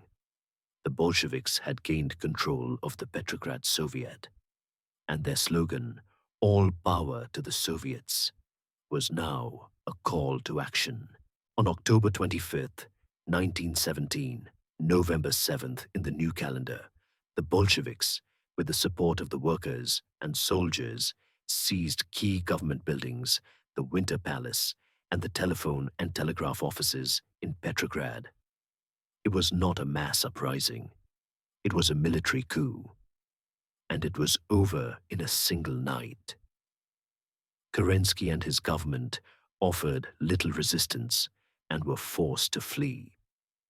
The Bolsheviks had seized power, and a new era in Russian history had begun. Lenin and the Bolsheviks, however, had a tenuous hold on power. They had seized the government, but they did not have the support of the majority of the Russian people. They immediately made good on their promises. They issued a decree on peace, calling for an end to the war, and a decree on land, which essentially legitimized the peasants' seizure of land. These two acts were brilliant strategic moves that won them the support of the vast majority of the population. They were also brutal. They established a secret police force, the Cheka, and they began a campaign of terror against their political opponents. They were determined to hold on to power, and they would do whatever it took to keep it. The stage was set for a brutal, bloody civil war that would determine the fate of the Russian Revolution and the future of the Russian Empire. The Bolshevik seizure of power in October 1917 was not the end of the revolution. It was the beginning of a brutal and bloody civil war. The Bolsheviks, or the Reds, had control of the major cities, but the rest of the country was in the hands of their enemies, a motley alliance of anti-Bolshevik forces known as the Whites. The Whites were a diverse group with no shared political vision. They included monarchists who wanted to restore the Tsar, liberals who wanted to re-establish the provisional government, and socialists who were opposed to the Bolshevik dictatorship. They were a bit like a group of people who all hate the same movie, but can't agree on a good one to watch instead. This lack of unity and their deeply unpopular policy of restoring the land to the gentry would be their ultimate undoing. The first major act of the new Bolshevik government was to end the war with Germany. On March 3rd, 1918, the Bolsheviks signed the Treaty of Brest-Litovsk, a humiliating peace that ceded a massive amount of Russian territory, including Ukraine, Belarus, and the Baltic states, to Germany. It was a brutal price to pay, but Lenin believed it was a necessary step to save the revolution. This was a mainstream historical fact that shocked the world and caused many Russians to turn against the Bolsheviks. The loss of so much territory, along with the Bolsheviks' brutal repression of their enemies, fueled the Civil War. The Civil War was a multifaceted conflict with multiple fronts and multiple belligerents. The Whites, with their foreign backing from countries like Great Britain, France, and the United States, were fighting to overthrow the Bolsheviks. The Reds, with their disciplined army and their powerful message of land and bread, were fighting for the survival of the revolution. It was a war of immense brutality. Both sides used terror as a weapon. But the Bolsheviks, under the leadership of Lenin and the brilliant military commander Leon Trotsky, were far more organized and efficient at it. They established the Red Terror, a campaign of mass arrests and executions of political opponents, a chilling precursor to the purges that would come later. The Civil War was also a time of famine and economic collapse. The Bolsheviks, in their rush to establish a new economic order, had implemented a policy known as war communism, which involved the seizure of grain from the peasants to feed the Red Army and the urban workers. This policy, along with the war, led to widespread famine and starvation. It was a brutal and, in the end, unsuccessful experiment that would have to be abandoned. The fate of the Romanov family was sealed during this period. Nicholas II and his family had been held under house arrest, and as the White forces began to close in on the city of Yekaterinburg, where they were being held, the Bolsheviks, fearing that they would be a rallying point for the Whites, made a brutal decision. On the night of July the 16th, 1918, the entire family, Nicholas, Alexandra, and their 5 children, were taken to a basement and murdered by a Bolshevik firing squad. It was a bloody and terrible act that brought a final, tragic end to the dynasty that had ruled Russia for centuries. The tide of the Civil War began to turn in 1919. The Red Army, under Trotsky's brilliant command, was able to push back the White forces on multiple fronts. The Whites, with their disunity and their lack of a clear political vision, were no match for the disciplined and ruthless Red Army. By 1920, the main White forces had been defeated, and the foreign intervention had largely ceased. The war was over, and the Bolsheviks had won. The Russian Empire was gone, and in its place was the Soviet Union, a new kind of state with a new kind of ideology. The cost of the Civil War was staggering. Millions had died from combat, famine, and disease, and the country was in ruins. The Bolsheviks, however, had survived, and they now faced the immense task of rebuilding a shattered country. They had won the war, but they now had to win the peace. The future of the new Soviet state was uncertain, and a new power struggle was about to begin, one that would pit the architects of the revolution against each other, and would ultimately lead to an even more brutal and repressive dictatorship. With the Civil War won, the Bolsheviks, or communists, as they now called themselves, faced the monumental task of rebuilding a country in ruins.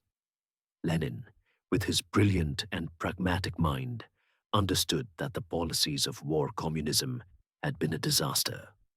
The brutal seizure of grain had led to widespread famine, and the economy had completely collapsed.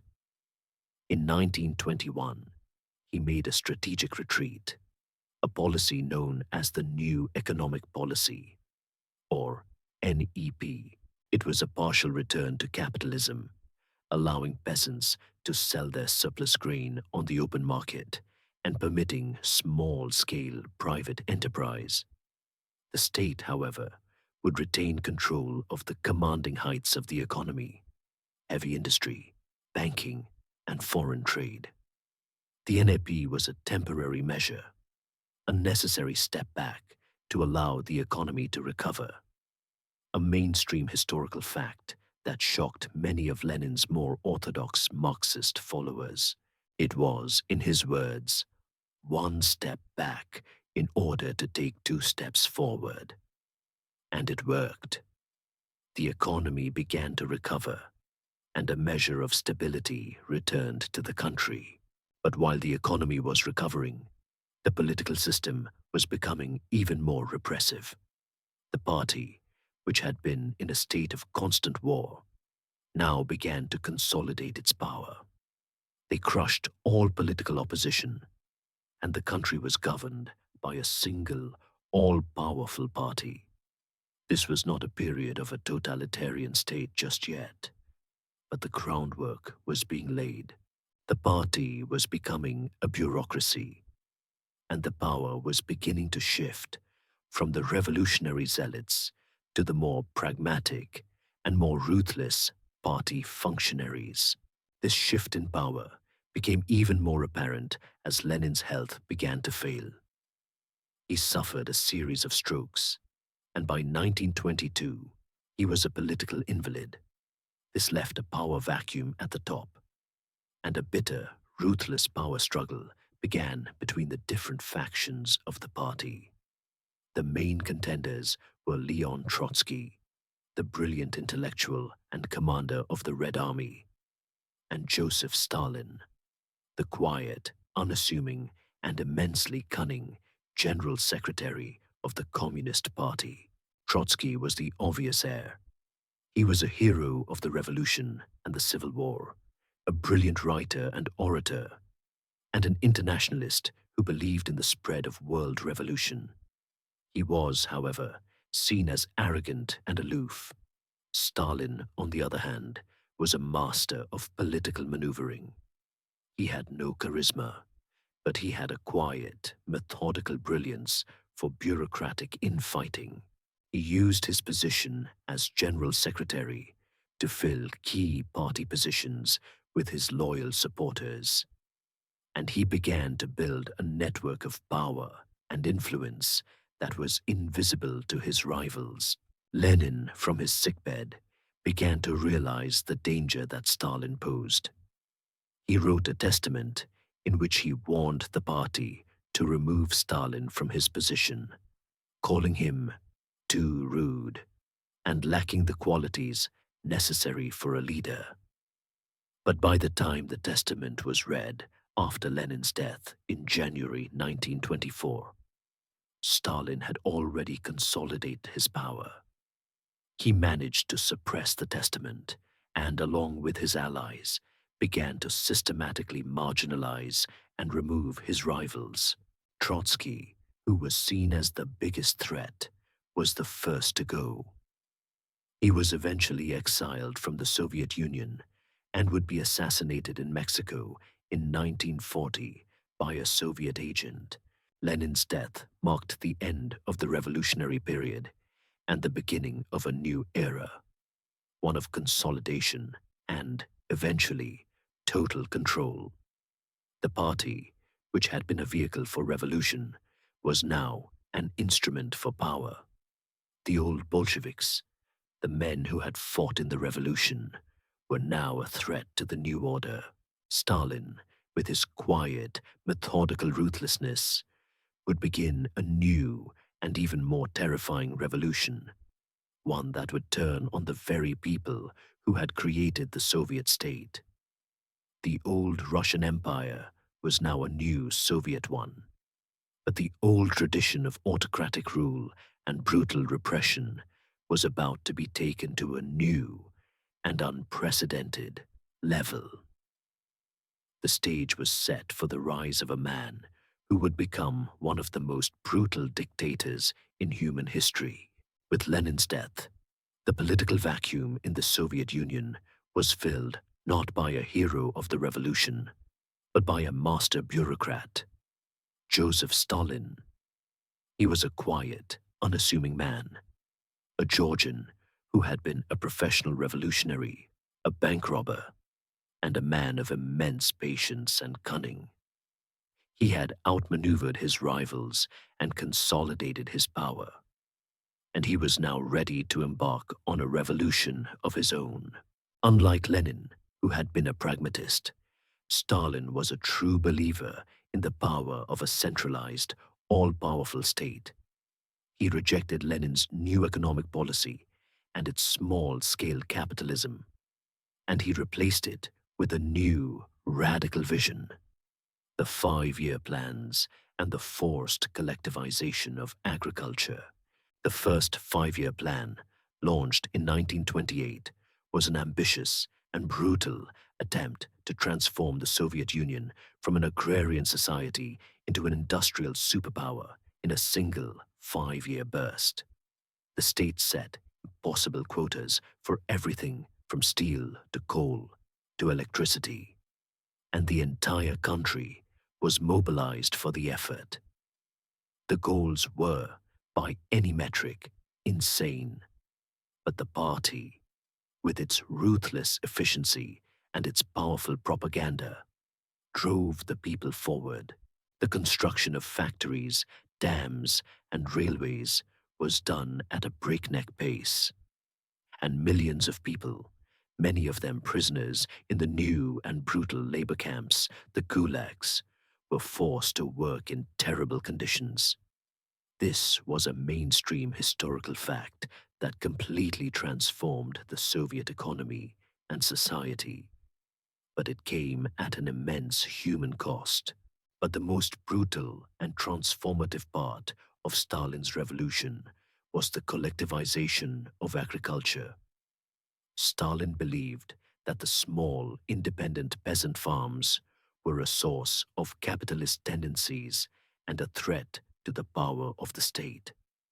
He wanted to consolidate them into large, state-run farms, or kolkhozes. This policy was met with fierce resistance from the peasants, who had just been given their land and were not about to give it up to the state. The peasants, particularly the wealthier ones, or kulaks, resisted by killing their livestock and burning their crops. Stalin's response was a campaign of unimaginable brutality. He declared a liquidation of the kulaks as a class, and millions were arrested, executed, or sent to labor camps in Siberia. This policy, along with the subsequent famine, led to the deaths of millions of people, particularly in Ukraine, a tragic event known as the Holodomor. While he was rebuilding the economy, Stalin was also consolidating his absolute political control. The party, which had been the vanguard of the revolution, was now a tool for his personal power. He was a deeply paranoid man who saw enemies and traitors everywhere. In the mid-1930s, he launched the Great Purge, a campaign of terror that was designed to eliminate all real and perceived threats to his rule. The old Bolsheviks, the men who had fought alongside Lenin and Trotsky, were the first to go. They were arrested on trumped-up charges, tortured into confessing to imaginary crimes, and then publicly executed in a series of show trials in Moscow. This was a bizarre and terrifying spectacle, a kind of political theater that was meant to show the absolute power of the state and to eliminate all of Stalin's rivals. The purges then spread to the military, the intelligentsia, and even the general population. Millions were arrested, executed, or sent to the gulags, and the country was gripped by a terrifying fear. By the end of the 1930s, Stalin had created a totalitarian state. There was no political opposition, no independent press, and no civil society. The state controlled everything, from the economy to the arts to the thoughts of its citizens. The old Russian Empire, with its aristocratic traditions and its orthodox piety, was gone. In its place was a new kind of empire, a godless, monolithic state that was built on the bones of its own people. The new Soviet Empire was now a world power, but it was a world power unlike any other, a totalitarian state that had been created through a series of internal revolutions and a level of violence that was unprecedented in Russian history. The legacy of the Russian Empire had been a tradition of autocratic rule, but Stalin had taken that tradition and perfected it, creating a system of total control that would define the Soviet Union for the next 5 decades. The consolidation of Stalin's totalitarian rule, with its 5-year plans, collectivization, and purges, was the defining feature of the Soviet Union's early years. The old Russian Empire was now a new, and in many ways, more terrifying state. The country was a fortress, both physically and ideologically, and Stalin, the master of its secrets, was now its absolute ruler. The old Bolsheviks, who had been the heroes of the revolution, were now a forgotten memory. Their names erased from history books, their faces airbrushed from photographs. The party was now an extension of Stalin's will, and the state was a tool for his absolute control. The economic policies of the 1930s, while brutal and inhumane, had a paradoxical result. The Soviet Union became a major industrial power. The production of steel, coal, and oil soared, and new cities and industrial centers were built in the desolate wastes of Siberia. This rapid industrialization, a mainstream historical fact, would prove to be a crucial factor in the Soviet Union's ability to withstand the coming storm. The state had sacrificed the well-being of its people for the sake of industrial might, and that industrial might would soon be put to the ultimate test. Stalin's foreign policy was a mix of quiet expansionism and a deep-seated suspicion of the outside world. He had no illusions about the capitalist world, and he saw it as a constant threat to the survival of the Soviet Union. He signed a series of non-aggression pacts with his neighbors, and he even signed a shocking and deeply cynical pact with Nazi Germany in 1939, the Molotov-Ribbentrop Pact. This pact was a non-aggression agreement that also included a secret protocol to divide Eastern Europe into spheres of influence. It was a temporary alliance, a deal made between two dictators, and it would not last. Stalin used the pact to invade and occupy the eastern part of Poland, the Baltic states, and parts of Finland. He was a ruthless pragmatist who was willing to do whatever it took to expand the Soviet Union's borders and to secure its position in Europe. But the peace with Germany was short-lived. On June 22, 1941, Nazi Germany launched a massive, surprise invasion of the Soviet Union, an event known in Russia as the Great Patriotic War. It was a conflict of unprecedented scale and brutality. The German army, the Wehrmacht, swept across the Soviet Union, and Stalin, who had ignored intelligence reports of the impending invasion, was caught completely off guard. The German blitzkrieg was a devastating success, and within a few months, the German army had reached the outskirts of Moscow and Leningrad. The Red Army, which had been purged of many of its most experienced officers in the 1930s, was initially no match for the Germans. The war was a desperate struggle for survival, a war that would cost the Soviet Union over 20 million lives, a staggering number that is almost impossible to comprehend. The Soviet Union, however, had one advantage that the Germans did not: its immense size and its harsh climate. The German army was overextended, and the brutal Russian winter of 1941 to 1942, with its freezing temperatures and its blizzards, halted the German advance. The Soviets, with their reserves of manpower and their new industrial base in the Urals, were able to reorganize and fight back. The decisive turning point of the war was the Battle of Stalingrad from 1942 to 1943, a brutal, street-by-street battle that ended with the complete encirclement and surrender of a German army. It was a victory of immense symbolic and strategic importance, a sign that the tide of the war had turned. The Soviet Union, which had been on the verge of collapse, was now on the offensive. The Red Army then began the long, bloody, and painful march to Berlin. They pushed the Germans back, liberating Eastern Europe and exacting a terrible revenge for the atrocities that the Germans had committed on Soviet soil. The war ended in 1945 with the capture of Berlin and the defeat of Nazi Germany. The Soviet Union had survived, but it had been a near-death experience.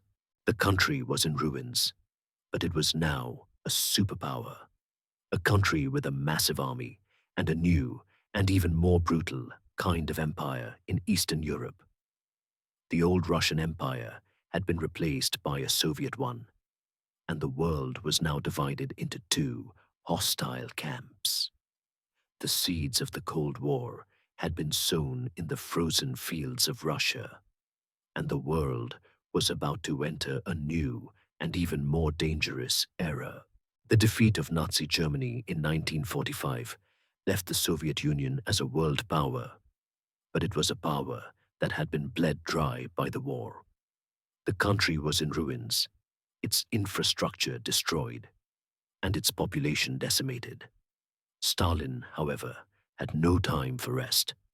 He was a man obsessed with security and control, and he immediately set about the task of rebuilding the country and consolidating his new empire in Eastern Europe. The countries that the Red Army had liberated, Poland, Czechoslovakia, Hungary, Romania, and East Germany, were now to be the Soviet Union's buffer zone against the capitalist West. One by one, under the watchful eye of the Red Army and the local communist parties, these countries were turned into Soviet satellite states, their economies and political systems remade in the Soviet image. The Iron Curtain, a phrase coined by Winston Churchill, now divided Europe into two hostile blocs. The Cold War had begun. Stalin, ever the paranoid dictator, was not content with just an external empire. He was also determined to solidify his internal control. The end of the war did not bring a relaxation of the regime. It brought a new wave of repression. Millions of soldiers and prisoners of war who had been captured by the Germans were now seen as traitors and were sent to the gulags. There was a new wave of purges and a crackdown on intellectuals, artists, and anyone who was seen as a potential threat. Stalin's last years were marked by a terrifying paranoia. He launched a campaign against cosmopolitanism that was thinly veiled anti-Semitism, and he planned a new, massive purge of the party and the military. But his plans were cut short. On March 5th, 1953, Stalin died after a stroke, and the country was left with a mix of grief and relief. The man who had been the face of the Soviet Union for over 3 decades was gone. The country, however, had been transformed. The old Russian Empire was now a new kind of empire, a superpower with nuclear weapons, and a new, more terrifying kind of tradition, the cult of personality and the absolute power of the party. After a brief but tense power struggle, a new leader emerged, Nikita Khrushchev. He was a different kind of man than Stalin. He was a boisterous, impulsive, and often emotional peasant who had worked his way up the party ranks. In 1956, at the 20th Party Congress, he delivered a shocking and secret speech titled On the Cult of Personality and Its Consequences, in which he denounced Stalin's tyranny and his purges. This was a monumental moment in Soviet history, a mainstream historical fact that officially ended the Stalinist era and began a period of de-Stalinization. Stalin's statues were toppled, his name was removed from cities, and the gulags began to be emptied. It was a period of thaw, of a relaxation of the political repression that had defined the Stalinist era. Khrushchev's reign was a mix of triumphs and failures. He was a reformer, but he was also an old-school communist who believed in the power of the state.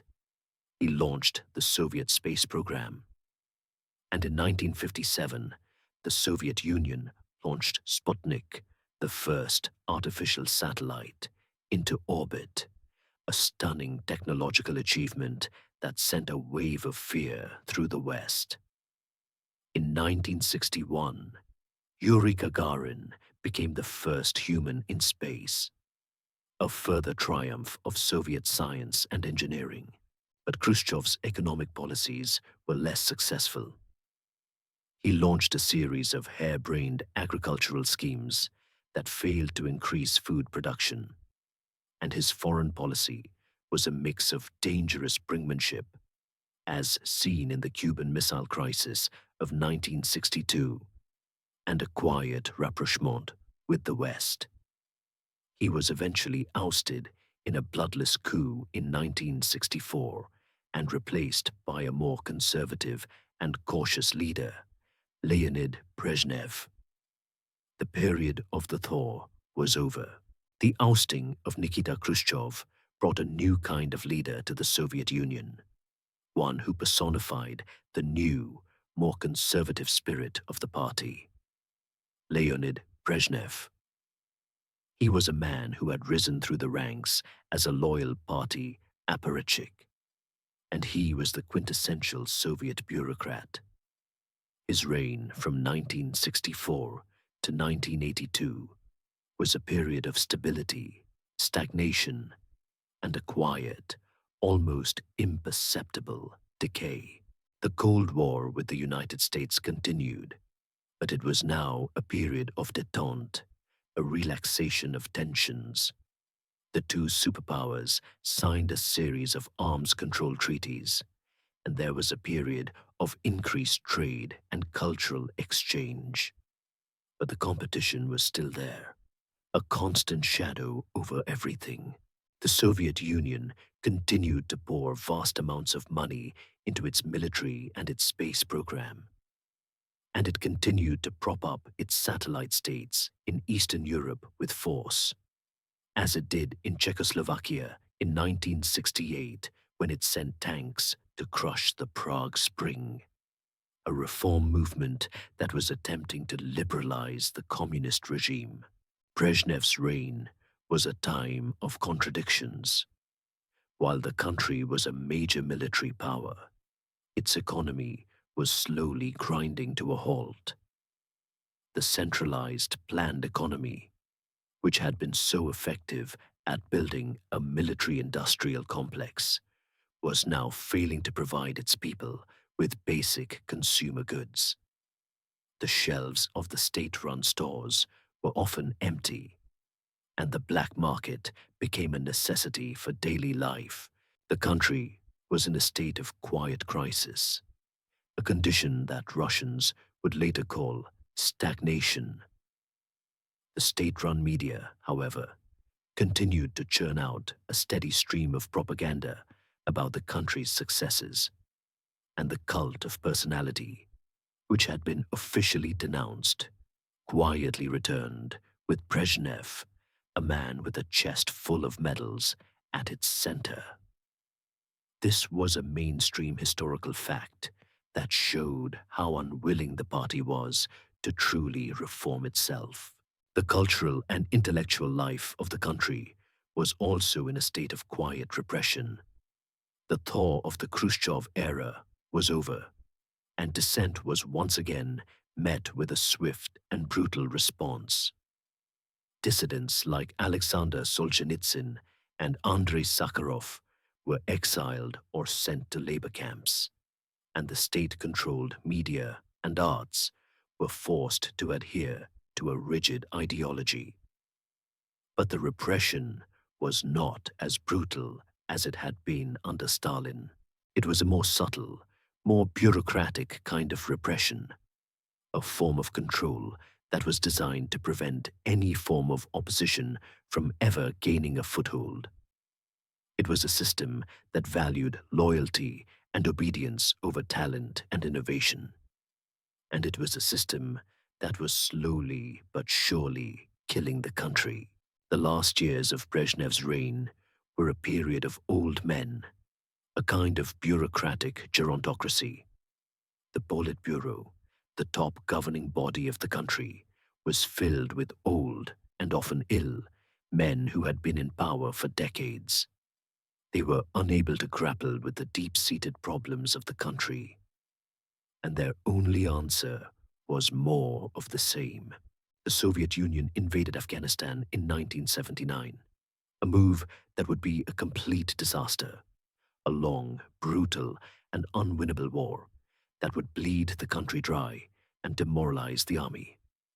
It was a quiet, almost invisible descent into a new kind of chaos, a kind of slow-motion collapse that was all the more terrifying for its lack of drama. The old Russian Empire, with its traditions of autocracy and its love of conquest, was now a new kind of empire. But it was an empire that was rotting from within. The end was not yet in sight, but it was coming, and a new kind of leader, a man who believed in a new kind of reform, was waiting in the wings. The final act of the Soviet Union began with a series of deaths.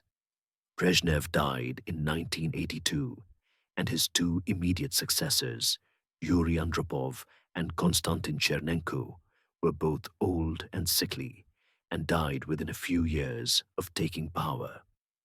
The country was in a state of political and economic decay, and the party knew it needed a change. In 1985, they chose a new leader, a man who was young, energetic, and a reformer. Mikhail Gorbachev. He was a different kind of Soviet leader, a man who was willing to admit that the system was broken and that it needed to be fixed.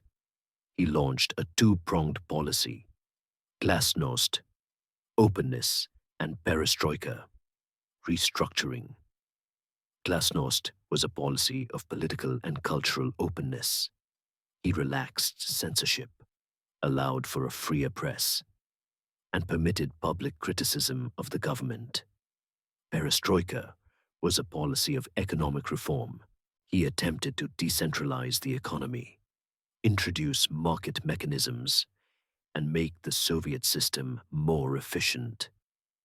These were radical, almost unthinkable ideas, and they were the beginning of the end.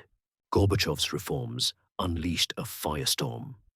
The people, who had been living in a state of quiet repression for decades, now had a voice, and they used it to demand more and more change.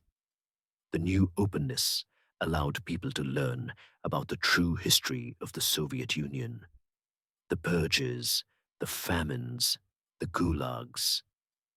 The revelations were shocking, and they completely destroyed the legitimacy of the Communist Party and its ideology. The economic reforms were a complete disaster. The half measures and the constant resistance from the old Guard Party officials meant that the economy got worse, not better. The shortages of consumer goods became even more acute, and the people who had been promised a better life were now angrier than ever. The new freedom also led to a wave of nationalism in the Soviet satellite states in Eastern Europe. The people, who had been living under the thumb of the Soviet Union for decades, now saw an opportunity for freedom. Gorbachev, a man who was genuinely committed to a new way of thinking, did not use military force to crush the movements. This was a mainstream historical fact that showed how far the Soviet Union had come from its days of brutal repression. The result was a series of peaceful revolutions in 1989 that brought down the communist regimes in Poland, Hungary, East Germany, and Czechoslovakia. The Berlin Wall fell, a powerful symbol of the end of the Cold War and the collapse of the Soviet Empire in Eastern Europe. The final collapse, however, would come from within. The new freedoms also led to a rise of nationalism in the Soviet republics themselves. The Baltic states of Lithuania, Latvia, and Estonia were the first to declare their independence, and they were soon followed by the other republics. The old Soviet Union, which had been held together by force and ideology, was now a country of warring factions. Gorbachev, who had been a hero for his reforms, was now seen as a failure by both the old guard, who wanted to crush the reforms, and the new reformers, who wanted to move faster. In August 1991, the old guard communists launched a coup, an attempt to overthrow Gorbachev and return to the old ways. The coup failed, and it was the final fatal blow to the Soviet Union. The coup's failure gave a young, charismatic reformer named Boris Yeltsin immense power, and he seized the moment. On December 25th, 1991, Gorbachev resigned as president, and the Soviet Union ceased to exist. The old Russian Empire, which had been reborn as the Soviet Union, was finally gone. The legacy of the Russian Empire is a long and complicated one. It is a story of a vast, brutal, and often beautiful country that has been defined by a tradition of autocratic rule and a constant struggle between modernization and tradition. The empire, in its various forms, left a lasting mark on the world, a mark of art and culture, but also a mark of suffering and repression.